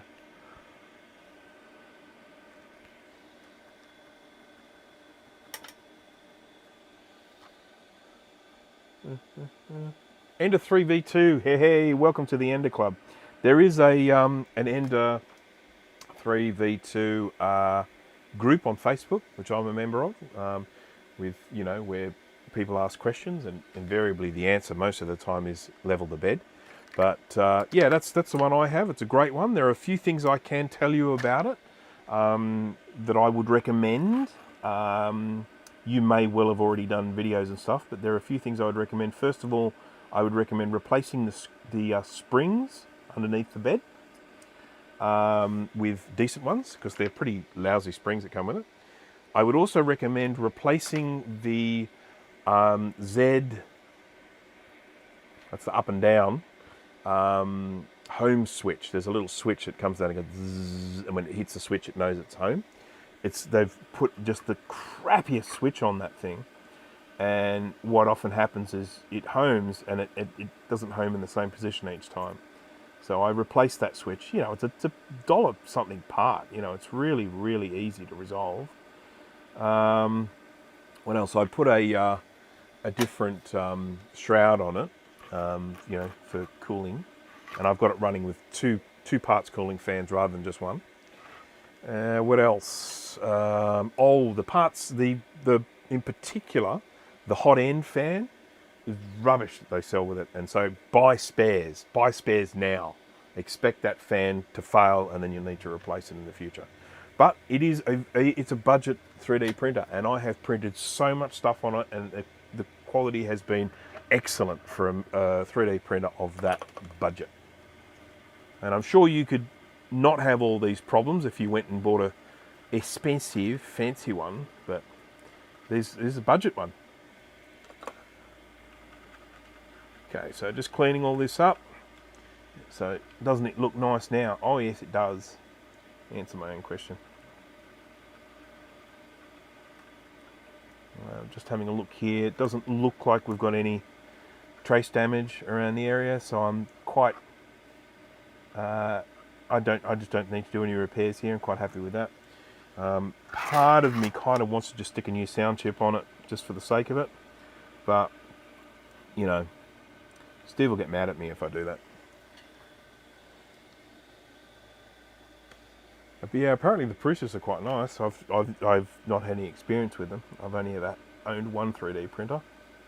But it's a really 3D printer is a wonderful thing to have, especially, excuse me, if you're into just burped while I was talking. Then people are going to start confusing me with Dan, the Canadian computer collector. In particular, if you are doing you're into this vintage computer stuff, the ability to be able to print your own parts and stuff like that, so good.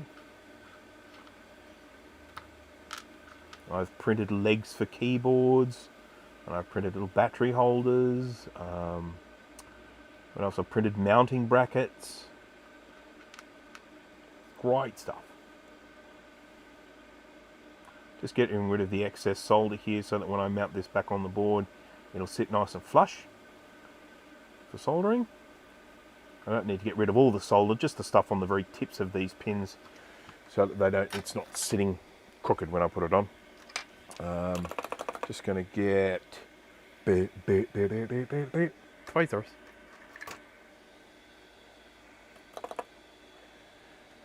Is the sound chip the one that looked like it was dipped in mustard? Yes. If you want to replace it, I won't tell Mac84 if you don't. Yeah. I don't know. I want to try. I want to see if the sound chip is okay first. I do have the desire. So basically what happened is there was a time when Steve was working on a board, and the reason why I just, and I'm just going to make fun of him here because it cracked me up.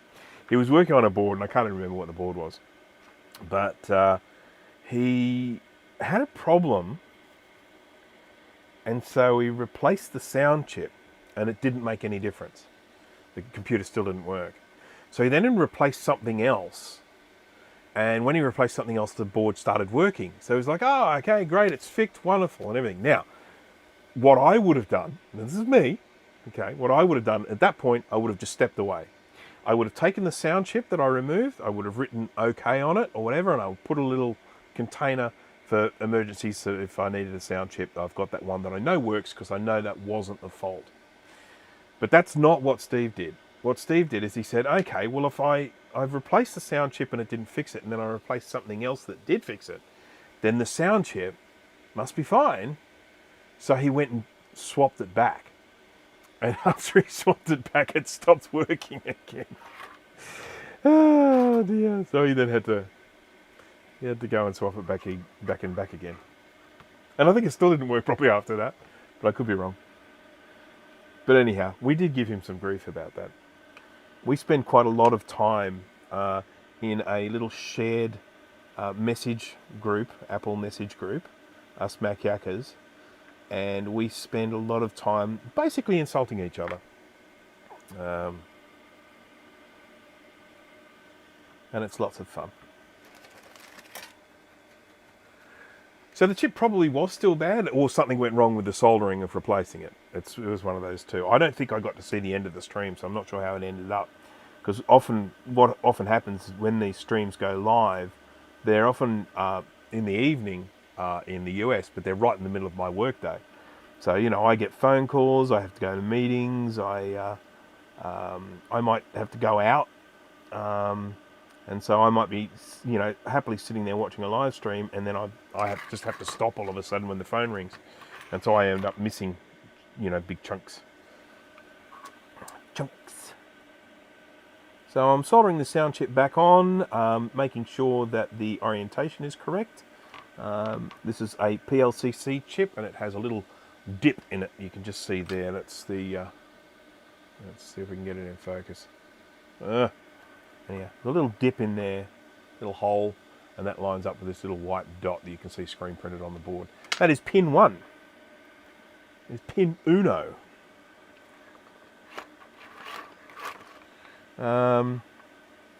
Okay, so I've got 2 little tacks done, so I've basically just used some solder to, oh, that doesn't look very good. Let me just move that up a bit. There we go, that's better. So I just solder 2 pins to start off with to get it as straight as I can, and then I go in and hit it with the old drag soldering. Like this. A lot of people say shouldn't drag solder. To those people, I say,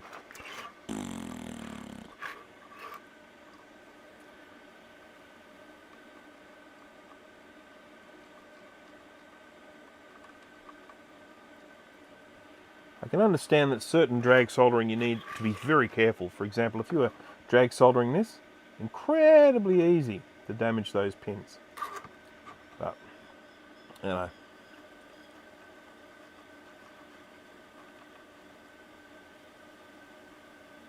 I just chopped off a bit of solder. Who says you shouldn't drag solder? It's a God-given right. Yes, I know. I think it's frowned upon by soldering purists. It's seen as like cheating or something like that. I don't know.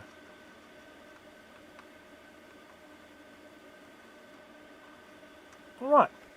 Okay, so we've done that. We're going to probably do a test now. The first thing I'm going to do is check my work. So I'm going to just grab this and tip it up sideways like this so I can check and make sure I haven't accidentally created a bridge anywhere. Looking good.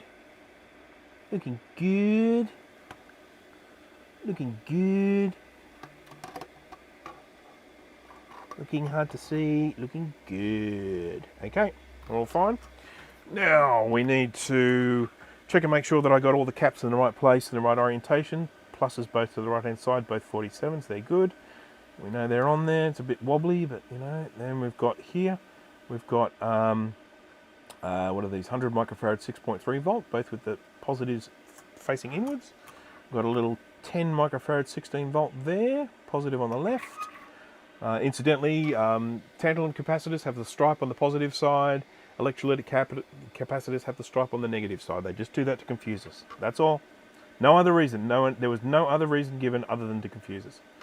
So 47 there, positive on the right. 47 there, positive on the right. And 47 there, positive on the right. And this little guy, positive on the right, 47.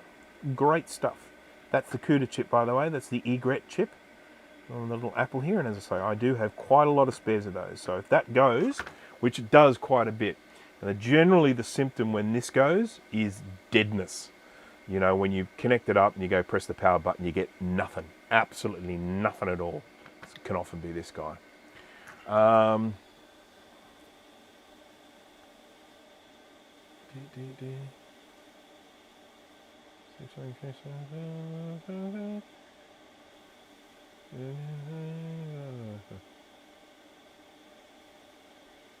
Right, I'm just catching up. I'm missing a lot of chat here, and again, I do apologise.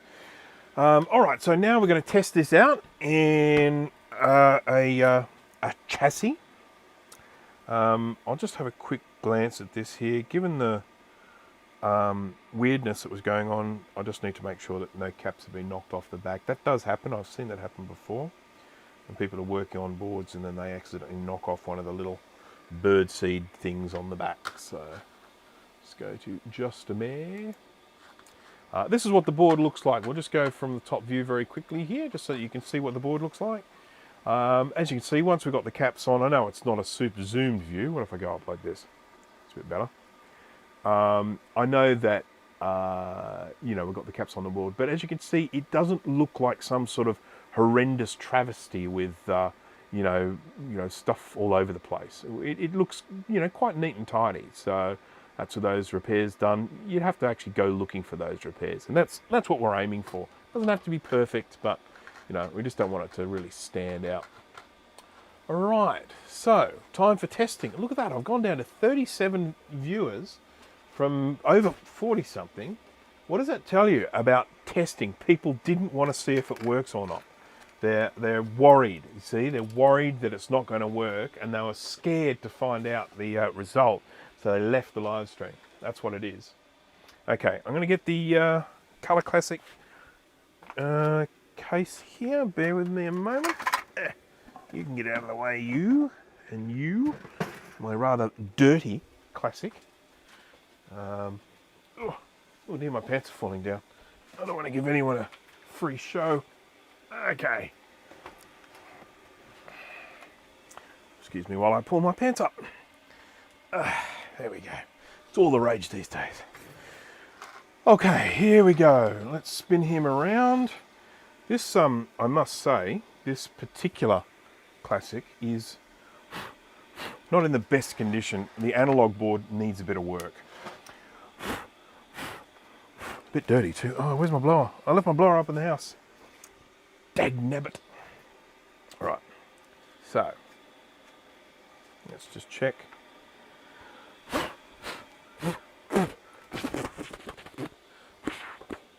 I've got another one to test here too, actually. This was one that was in the cleaner before. Let's test this one first, shall we? Yes. There's RAM on board, so we don't need to load anything on. We can just test it as it is. So this first one, this is one that I worked on the other day, the one that had the bent pins, and it didn't work, but I decided I wanted to ultrasonically clean it first. So it has been ultrasonically cleaned, so now we'll check to see this one. So this is not the one I've just been working on. This is a different one. So I'll pop that in very gently. I need a keyboard, because you need a keyboard if you want to start these up, because they are soft power. The little switch on the back is just like a standby button. Catches people off guard quite a lot too. Right, so we've got this. Now, is this plugged in? No. No, it's not. Now it is. Oh, okay. Whew. Ha. Okay. You're still here. Oh, good. Well, thank you. Thank you, Jessica, for still being here. Okay, so in goes the power. This is the one that this is not the one I've just been working on. This is one I worked on the last live stream. And I'm going to switch it on. We hear that degaussing sound. And then I'm going to press the power button. Now, I'm not expecting this one to necessarily work, but I just need to check after the cleaning whether it made a difference. And hey, look at that. The magic of cleaning. So this is one that was completely dead when I tried to test it last live stream 2 weeks ago. Don't worry about the fact that this is blue into one side. That's my analog board. I've got a cursor. Happy with the cursor. I don't think this has a hard drive in it. No, it doesn't. So this is a great outcome. This is fantastic. That this is one that was recapped, and all it really needed was a clean in order to get it working. So that's fantastic. So I'm ecstatically happy with that. This is my ecstatic face. Okay. Doesn't quite deserve a victory dance, but it's still good. Right, so that's that one. Now we get the one that we have been working on, which has not been ultrasonically cleaned, I should add. And that in itself could be an issue. But we'll just see what happens. There are lots of different symptoms that these boards can give that have lots of different potential causes. So we'll just see what it does, if anything. Right, so there's the board. Connect up the keyboard. And plugged in, switch him on.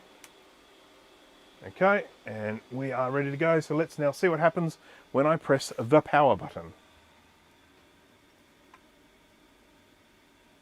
Okay, now I got the light on, which is a good sign. That means it's probably not the egret chip.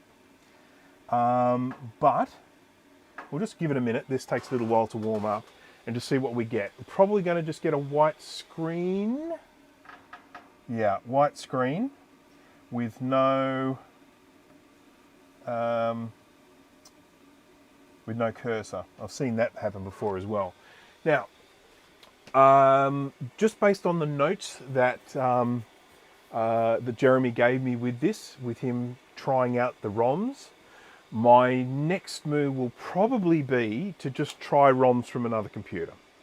So I'm going to give that, I'll take the ROMs off that board that I just had, and I'll pop them on here and see if it's a ROM-based issue. No. Did I get the SE30 yet? No. No. I will get it one day. Put it this way, I'll tell you when I do get it. How about that? Yeah. I do have a board here that I'm planning to do a video on. It's another little collaborative effort. I got a board sent to me from Dan from Canada. Dan, the Canadian computer collector, doing a little bit of a collab. I'm really dragging the chain with that one. I need to get that sorted out.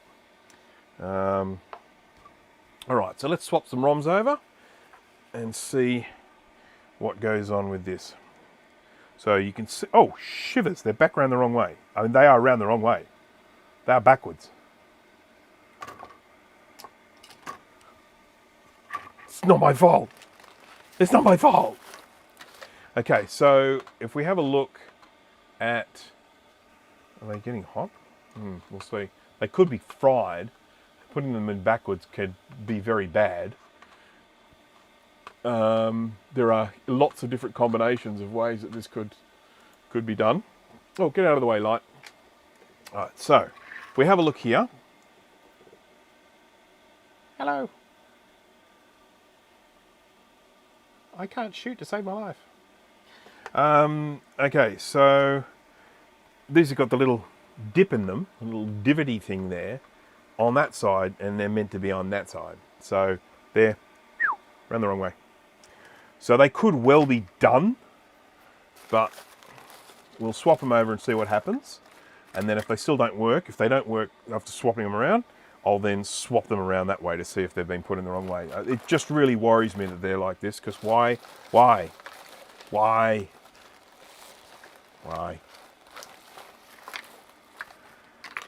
I've got a thing for removing ROMs, and it's underneath this pile of rubbish here that I haven't cleaned in ages because I haven't had time. People love telling me that my workshop is messy in my comments to my videos. There we go, here it is. They say, your workshop's messy. Like I don't know. I'll tell you what really bothered people with one of my videos. I did this electronics, beginner's guide to electronics. And for whatever reason, I don't know what the cause was, on that particular day I had a bit of a frog in my throat and I cough all the way through the video. And it's terrible. I mean, it is really terrible. I mean, I should re-record it and do the whole thing again. But to be honest, at the time I did that video, I probably only had a couple of hundred subscribers. So it's like, not re-recording it for a couple of hundred subscribers, stuff that. But the number of people that tell me in the comments and stuff, or in messages to me, like, oh man, you got cancer, you're dying, why would you do that? You're coughing all the way through the video.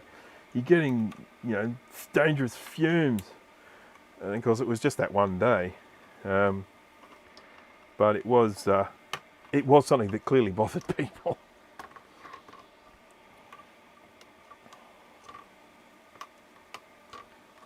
As long as I have room, I mean, if I have to work on a really big board like a 2FX or a Mac 2 or something like that, I have to clean, But a little classic board, color classic board, I can fit.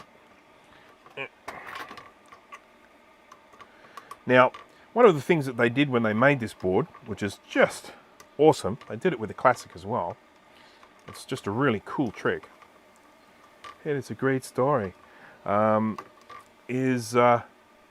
made it so that the socket has one more set of pins than the size of the chip.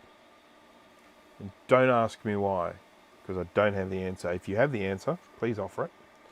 But you've basically got whatever it is, it's like 40 pins or something like that, and then this is like 41. I'm not going to count them. Okay, so that's round that way.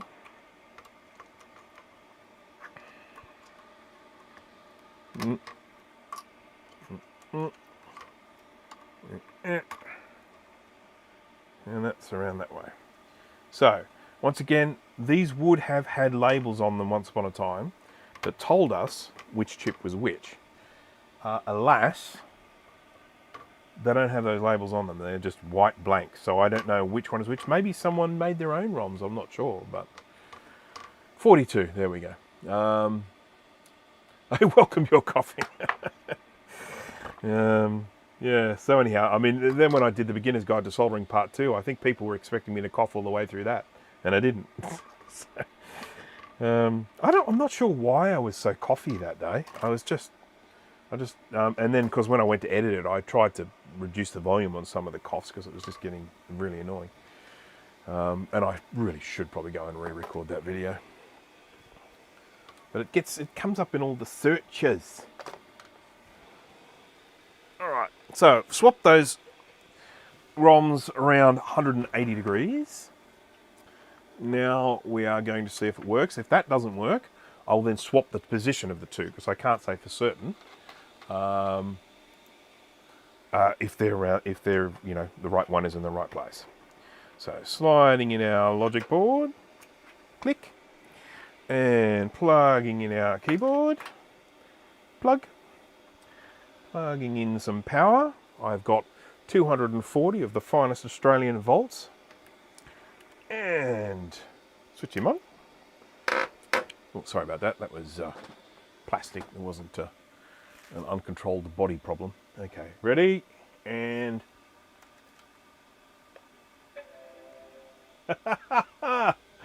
oh wow! How about that?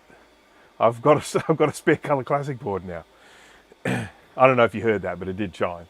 Now, do I have a cursor? That's going to be the interesting thing. Will I get a cursor up here? Because I think he said that it chimed, but he didn't get a cursor.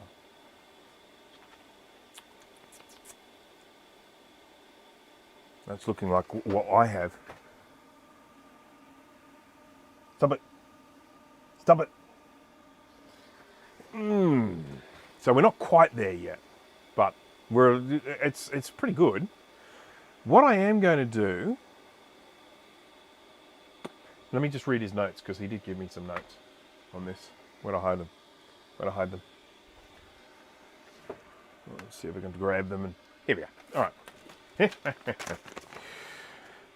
Replaced ROMs from known good chime, but stuck on grey screen. Pressing ADB power key triggers the sad Mac error tone.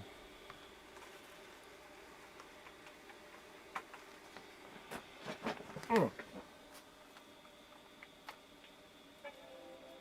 that's me doing a restart. So it's registering ADB presses. Something tells me I'm going to try something here. I've got a SCSI to SD here. I'm going to connect that up and see if it appears to get some activity, to see whether it's doing stuff, we're just not seeing it, so that we can then just isolate it to a specific video problem. So, switching him on. Oops. Switching him on. Try the other ROMs. I'm under pressure. I'm under pressure from the audience. So, plugged in the SCSI to SD here. We'll just have to give it a minute for it to have a bit of a think. And if I start seeing some lights flashing on here, then I know that it's actually working in the background. But yes, we will swap the ROMs over because because that's what people are asking for. Oh, by the way, while we're waiting, don't forget to Smash that like button. and also don't forget oh dear. All right, so we're not getting anything happening on the SCSI here, so it's not actually just booting in the background. So let us now try with a different set of ROMs, because once again, that's what the people say.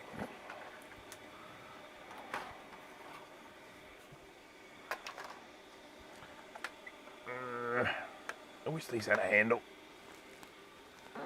Ouch, ouch, ouch, ouch, ouch. Okay, so let's just, I'm going to just label these L, L, and U, lower and upper, because I'm assuming that because I got a chime, these are in the right position. L and U. So let's whip these off again. This little device that I'm using to remove the ROM sims is actually, it's a device designed for removing pins from watch bands. And so you put this in the side of the watch and you work them out. But it's quite a handy little thing for getting in under these and working them out. Oh, come on. Don't make a liar of me.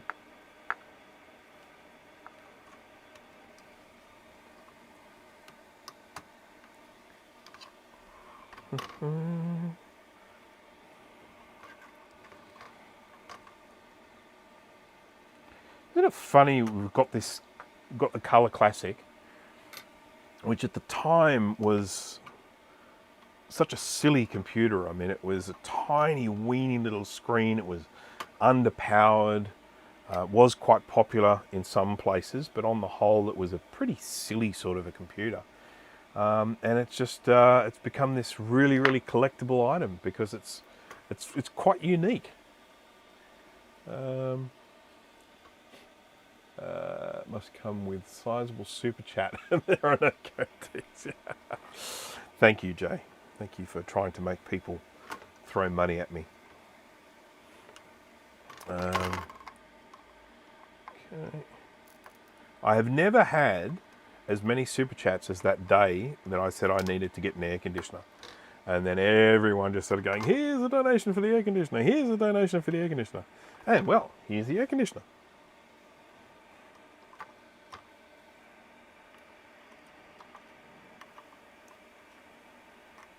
So I need to complain about something else in the future. I tell you, I do have something coming on its way. It's I just got the notification that that it's been posted. It's coming from, I think, the US, so I probably won't get it for 2-3 weeks, I'd say. But I've got a little heated bed thingy, and by that I don't mean like something I sleep on.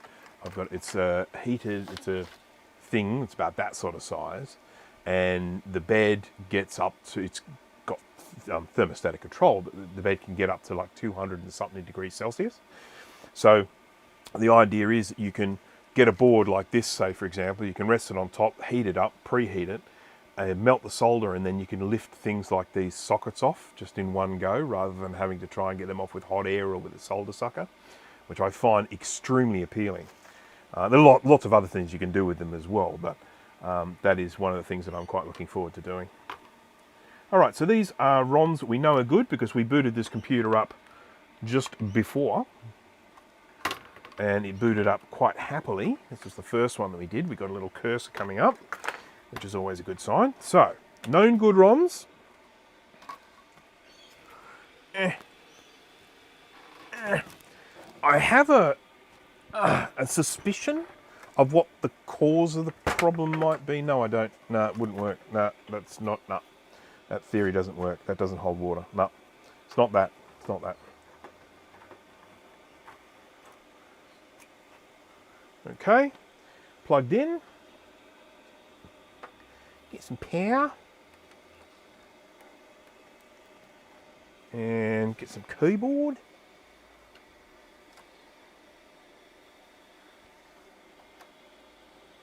And on. Okay. Oh, wrong camera view. There we go. See if you can see what we can see. All right, I'm going to press the power button. We should get a chime on this one. And we did.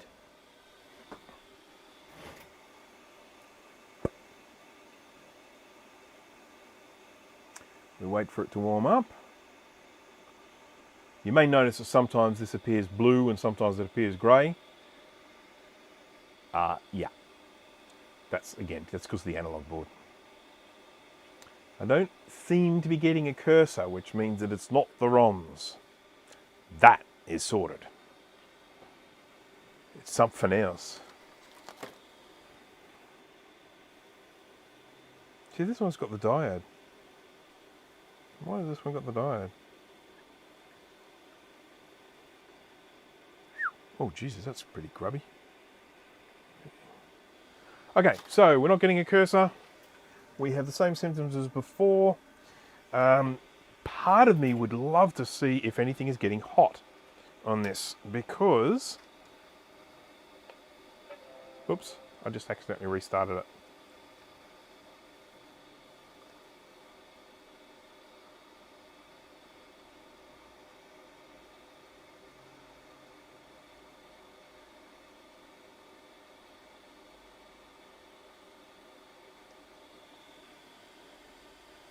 The heated bed caused all the components on the board to come off. Probably a lot of them.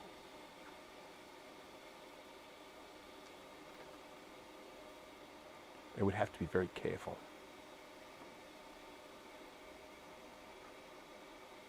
Yeah, I don't feel like anything is getting particularly hot here.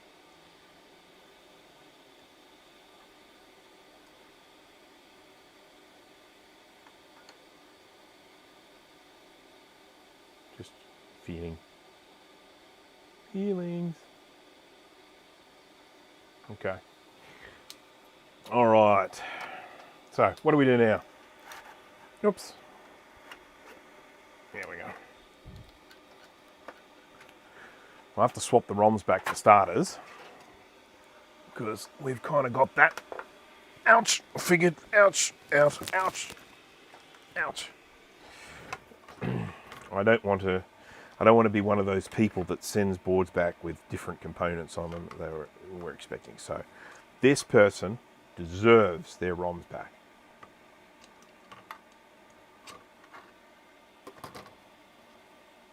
I do have a thermal cam.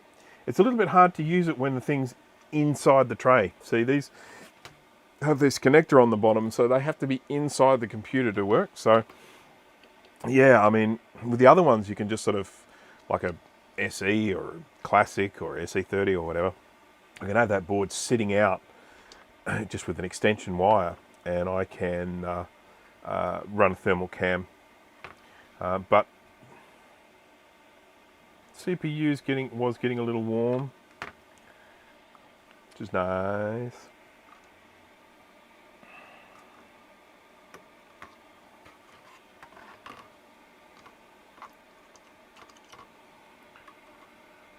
So I'm pretty confident that those ROMs were on there before, given the fact that the symptoms were identical.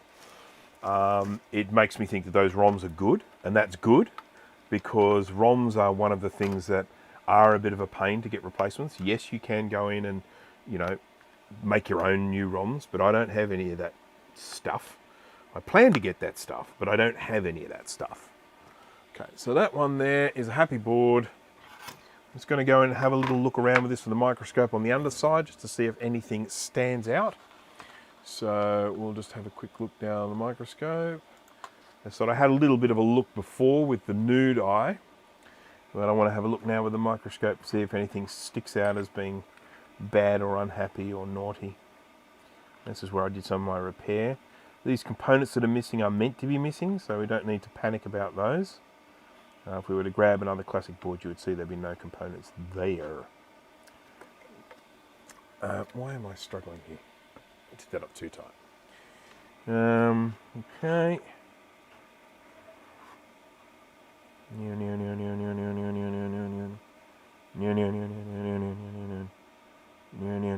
One of the ways you can tell if there's a missing component, you can tell that it's meant to be that way. On this board, there are two ways. One, you can see there's a bit of glue here that's never had anything stuck on it. Another is that it's rounded, and when a component tears off, it usually leaves little flat bits on either side. So we know that that's not meant to be there. It's a no stuff section. No stuff there.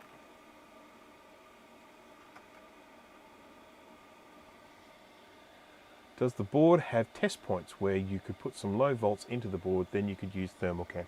It does. That would involve... Oh, wow, look at that.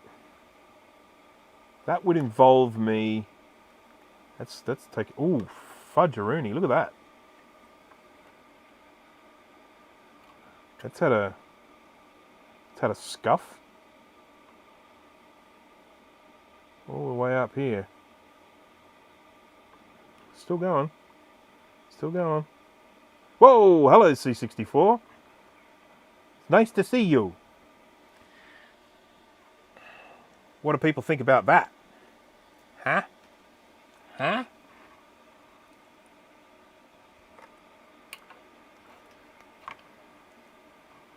Keep looking. But, yeah. That's had a good old hit, that has. I'm just going to bend this pin back and just resolder that. Come on.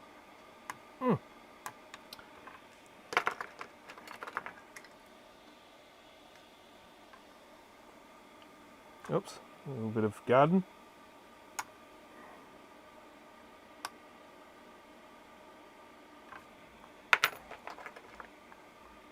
Doo-doo. Come on. Come up straight, you little fella, you.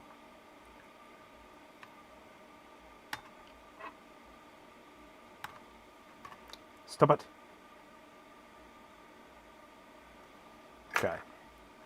Right, I'm just going to expose a little bit of this to make sure. I mean, I don't think it's damaged, but I just want to be sure. Seeing as it clearly has had a decent sized scrape. Yeah, we're all good. No break. Let's just drop a little bit of spludge on that. And then I've got to go find myself my Color Classic donor board. And we've got a steel C64.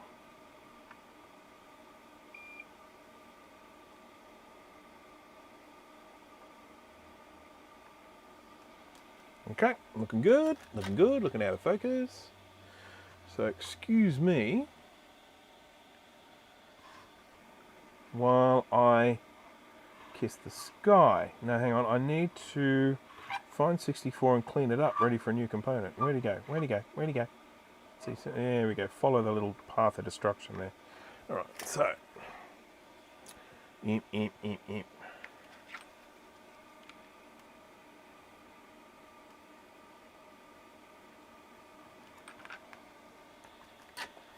Alright, back in a second. I'm going to just look into my little collection of donor boards.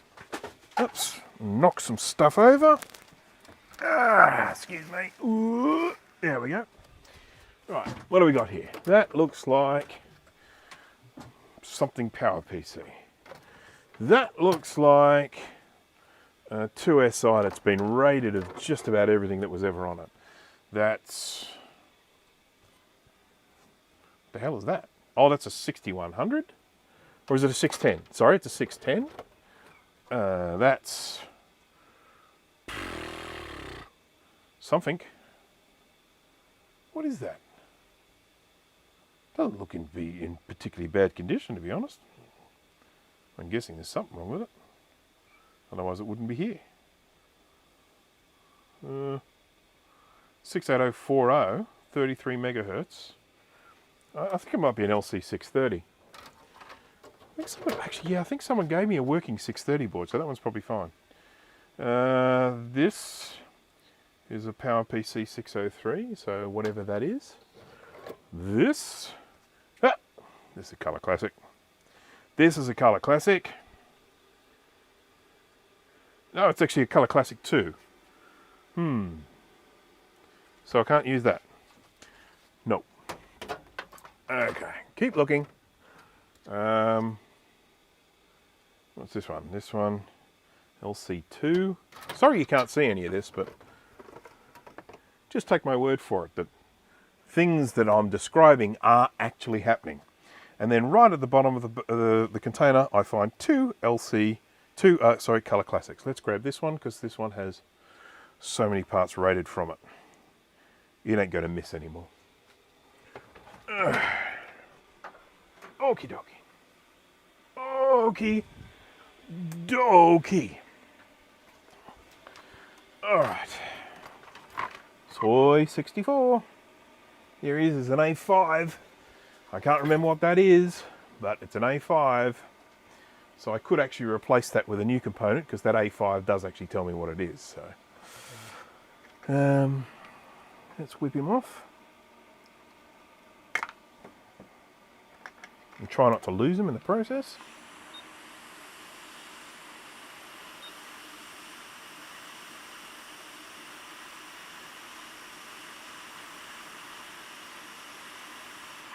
There we go.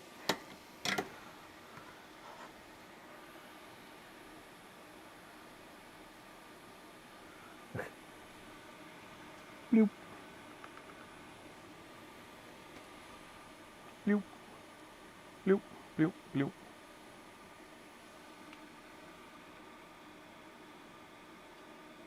Should we measure it and find out what size it is? Almost every time I try and measure one of these, I lose them. So we're going to try that, and we're going to try not to lose it.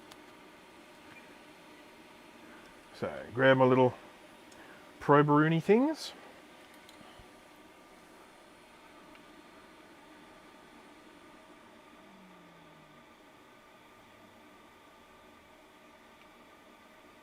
See, that's what happens.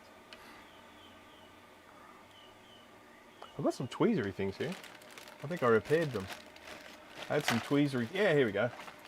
Here's my tweezery things. I'll try them instead. So, that, and that.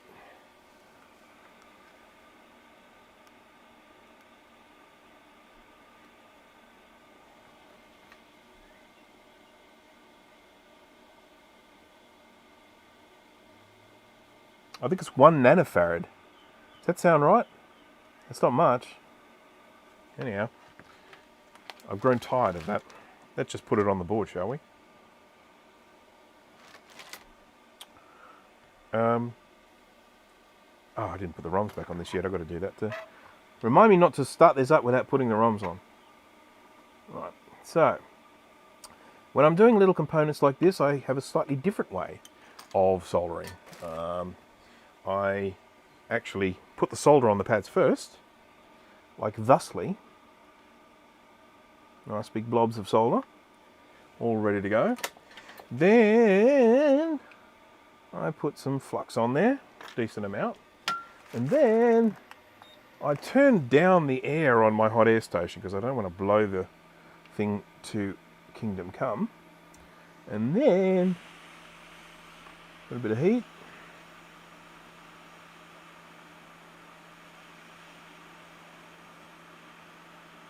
There we go. There we go. Neat and tidy. Looking beautiful. Wonderful. Wonderful, wonderful. Just wonderful. So, let me go back to top view and we will grab our ROMs, which I very, very carefully placed somewhere here. And we put that there. Whoopsie. Just check and make sure that I'm going around the right way. Yep, yep, good. Really wish I had my glasses on. There we go. Okay, easier. Now you can see my hair, don't you? Yeah.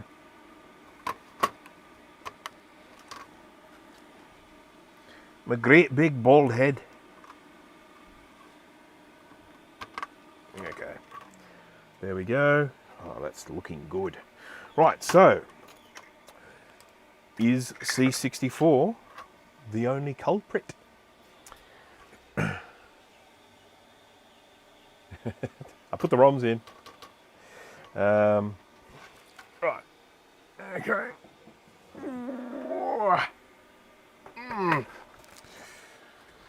And let's go to...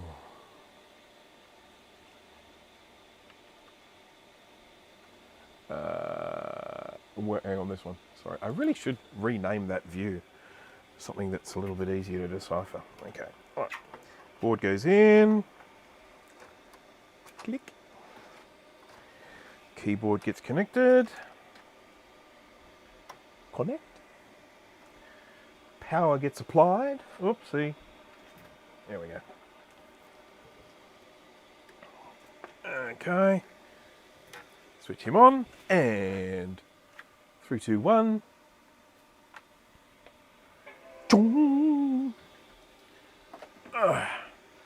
Oh, we eagerly await.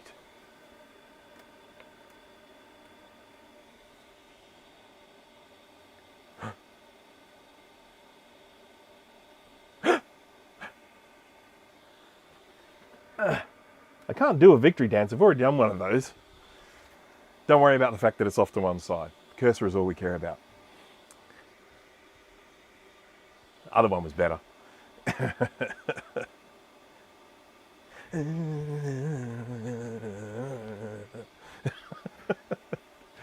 And we got our flashing question mark. So I'm going to now switch this off. I'm going to plug in a SCSI to SD and we'll see if it boots into a system. I've got no idea what system I've got loaded on this SCSI to SD at the moment. It's either 7.1, 7.5, 7.0. I think most of them should work on this. So, yep, and I got a little flash from the SCSI to SD, which is good. One cap, that's right. One little component, one little missing component, it was enough to make the whole thing completely dead. I'm doing much better than I am tonight. Sorry, Joe. I'm not trying to make you feel bad. Hey, look at that booty. I feel like moving this screen. I mean, it doesn't need to be that way anymore. Okay, which one is it? It's horizontal something. Far out, I can't see that. Let's get a light. Right, it'll have an H. HS? We reckon that might be it. Excuse me. God, I make great noises, don't I? Oh, wonderful to be old. Let's try that.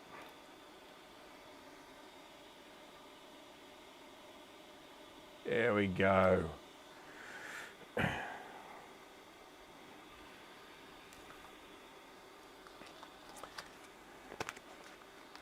Well, that is a success, and I'm looking forward to telling Jeremy that I got this working.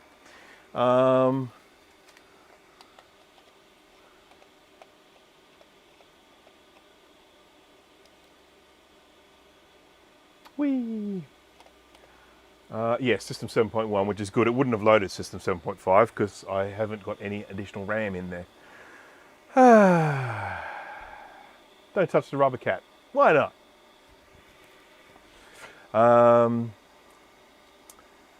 Okay. Equivalent series resistance.